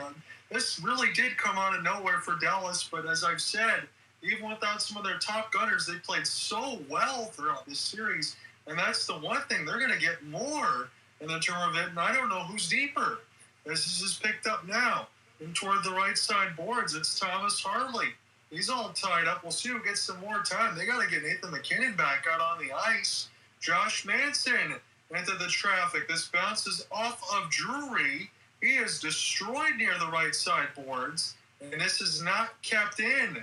Sent back down now for Sam Girard. Shockingly, 2:10 left to go in this Game 7, and Dallas up 3-2. This is picked up now near the right side boards. Here's Nathan MacKinnon. MacKinnon now. He loses it toward the right side. Send it back around the end boards, trying to find it between some skate blades. It's Esa Lindell. Jared Bednar's pulled Blackwood. Colorado season's on the line. They cough it up right up the blue line side. Dallas still with it. And this one's gloved down across center ice. It's Arturi Lehkonen. Now trying to get it to Natchez, who's back out there with an injured hand. And this will be knuckle puck down by Oettinger. He quickly will play it. 90 seconds left to go in this game. Dallas Stars might do it again, just like they did against the Vegas Golden Knights not that long ago in Game 7. Picked up now for MacKinnon off the outside. Now toward the right side, here's Makar. Take it D to D. There's a pass that gets fumbled for a moment. Dallas's defense is set. 1:15 left to go in the third. MacKinnon needs help near the right side red line.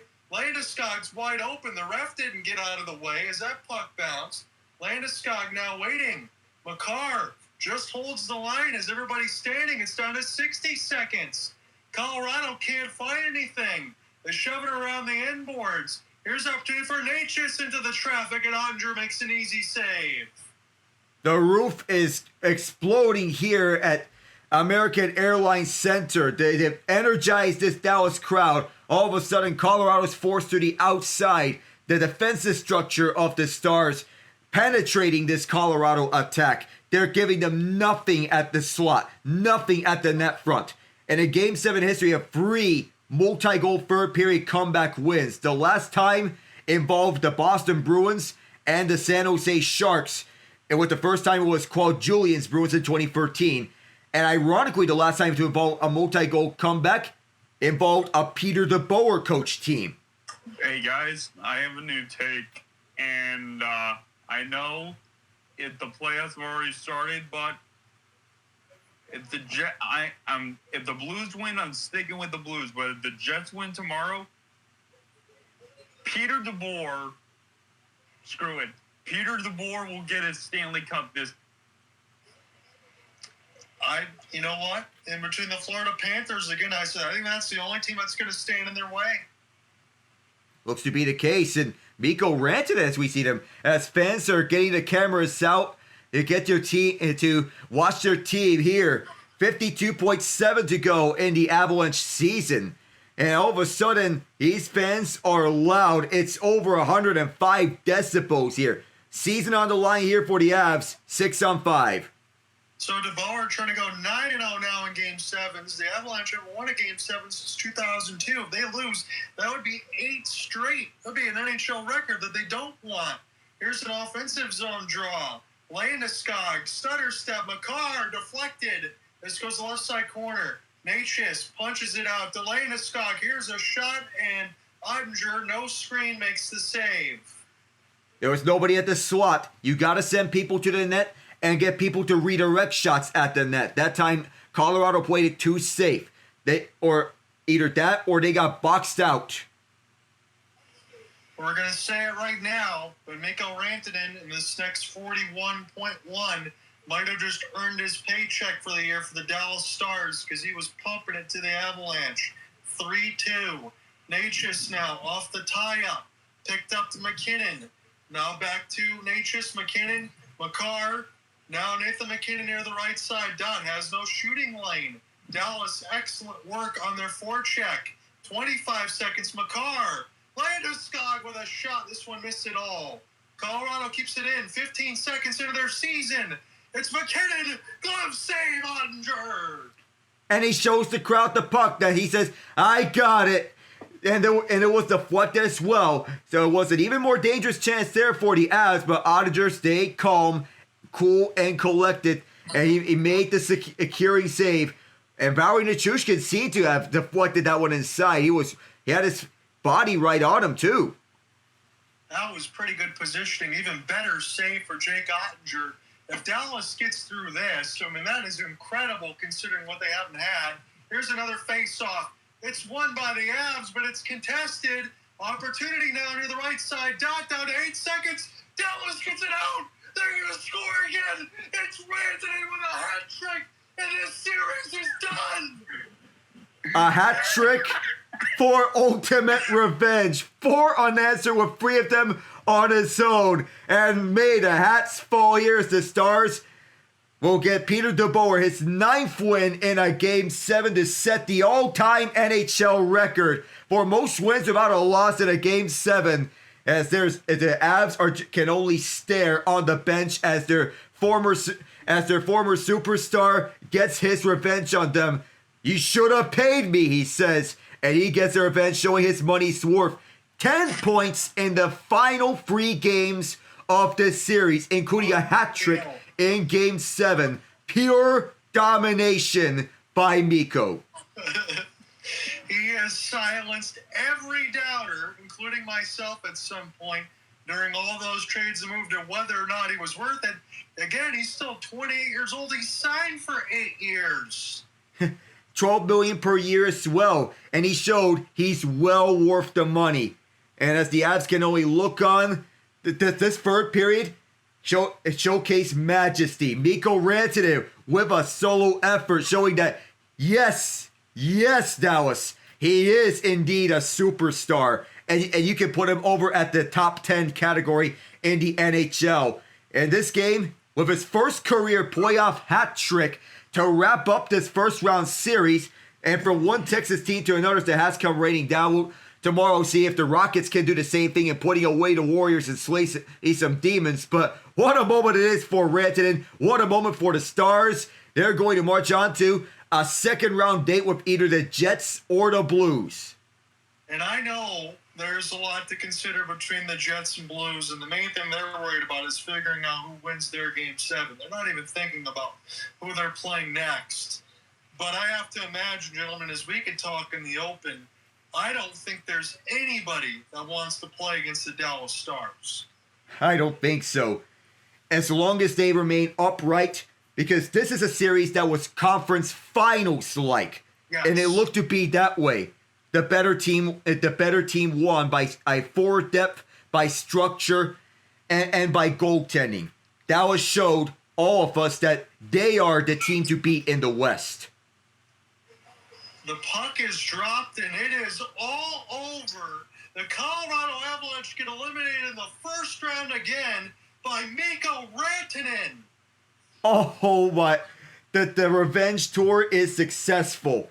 And Jake Oettinger delivered a masterclass in those closing minutes. But not only him, Rantanen finishing with 4 points, a hat trick and an assist. He had the secondary one on the Johnston game winner on the power play as the fans applaud him and get the confetti out. I was miscalculating. Entering this game, he had 7 points in the previous 2. With 4 tonight, he started out with 1 point in the first 4 games. Finished it with 11 in the final 3. That is otherworldly. And number 96 getting a bunch of stick taps. That handshake line, I imagine, has got to feel a little awkward. I feel so too, but if MacKinnon gives a deep hug to Rantanen, I would completely understand. Both were close teammates, and both were teammates previously, but I would imagine these two are still friends and talk to each other. Well, gentlemen, I will say this. There's one more thing before I make the announcement, because the game wasn't too long, so I can do that. But we know Dallas moves on, and I think we all pretty much said, even Ian agrees, that we think Dallas is going to go at least to the Stanley Cup final. It's going to be hard to pick. Hell, I lost both my picks in the first round from this 2-3 between the Cats and Bolts and this and that now. But Colorado made a ton of moves. Chris McFarland and Joe Sakic deserve a ton of credit for able to get this team where they are. But again, you got to play against the Dallas Stars. But again, this is another disappointing season for the Avalanche, considering what they are. And Jared Bednar, again, loses a Game 7. They lose in the first round. I'm not saying Jared Bednar is not a good coach, but at some point, maybe even after next season, you might have to consider making a move behind the bench. Well, I mean, so a quick history lesson for our listeners right here. And now, what I'm about to say, you're going to think is lies and other than that, but it was not but 8 years ago where the Colorado Avalanche were the joke of the NHL. There, as one person put it, the on-ice product was completely trash. Next to nobody gave a flying F on the ice. And one of the top scorers was a man by the name of Rene Bourque. NHL historians might recognize that name.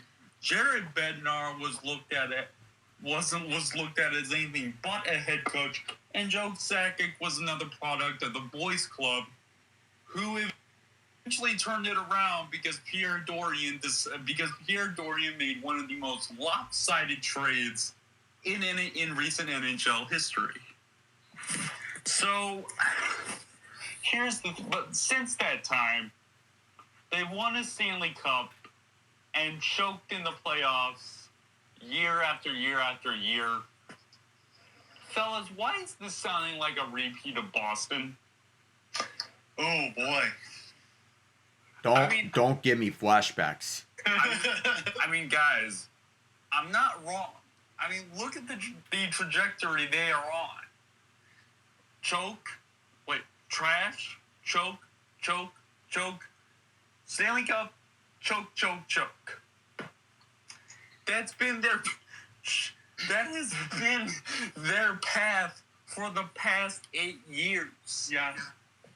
It's been rough because you know how good this team is, and Alec, you know all the moves they made put them to the point where they're supposed to be in deep contention. Look, I understand 2-3 formats, and I can punch that enough can be difficult, but the Avalanche are a team that's supposed to have deep runs and have aspirations of winning multiple Stanley Cups when you got guys like MacKinnon and Makar. Yeah, they had superstars on their team. They have a loaded roster on their team, but something seems to always get in their way. The last 2 years, they've been top heavy. They look almost unrecognizable from the Stanley Cup run that they've had. This year might have been their best shot with the current core that they've constructed. Well, and even though they came up short, they got a complete team around them finally at last. But there's only one thing that it came down to in Game 7: discipline. They were very undisciplined in the third period, and it bit them. Absolutely. I want to say one thing before I close it out. Again, it's my apologies to both you, Alex, Ian, and Cooper Hopkins that I haven't been around as much as I would like to because of the Sharks duty, and then I spent about 2 weeks as far as house sitting for my cousin away from everything, so I haven't been able to get in on the cast. But as it is the second round, I'll start that on Monday with the Panthers and the Leafs. And Alec, with your blessing again for the second year, I would like us to be able to frontline the Stanley Cup Finals. Are you cool with that? Let's do it. Okay, so we're going to have that penciled in as well. I don't plan on missing that many more games.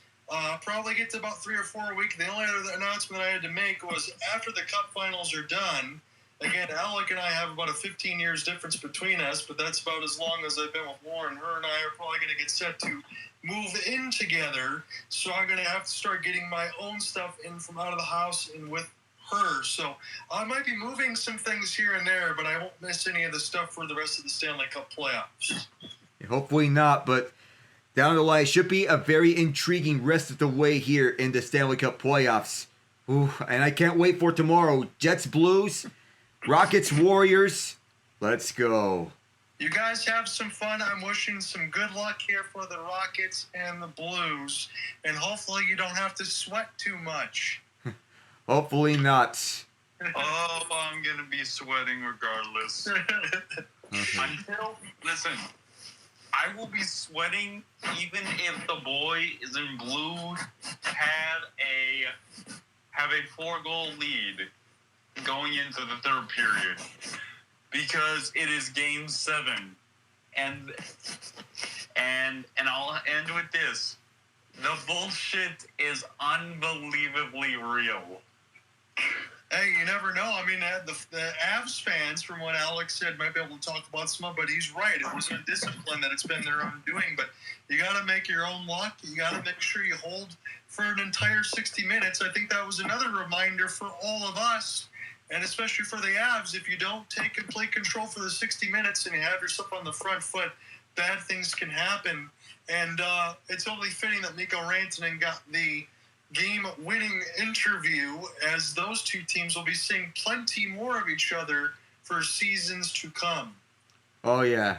There's going to be a lot more meetings down the line, and it's not going to be the last one at them all here. I will talk to you guys as soon as Monday. You have a good Sunday. I wish you victory and success. All right. Oh, man. Right. Man, tomorrow.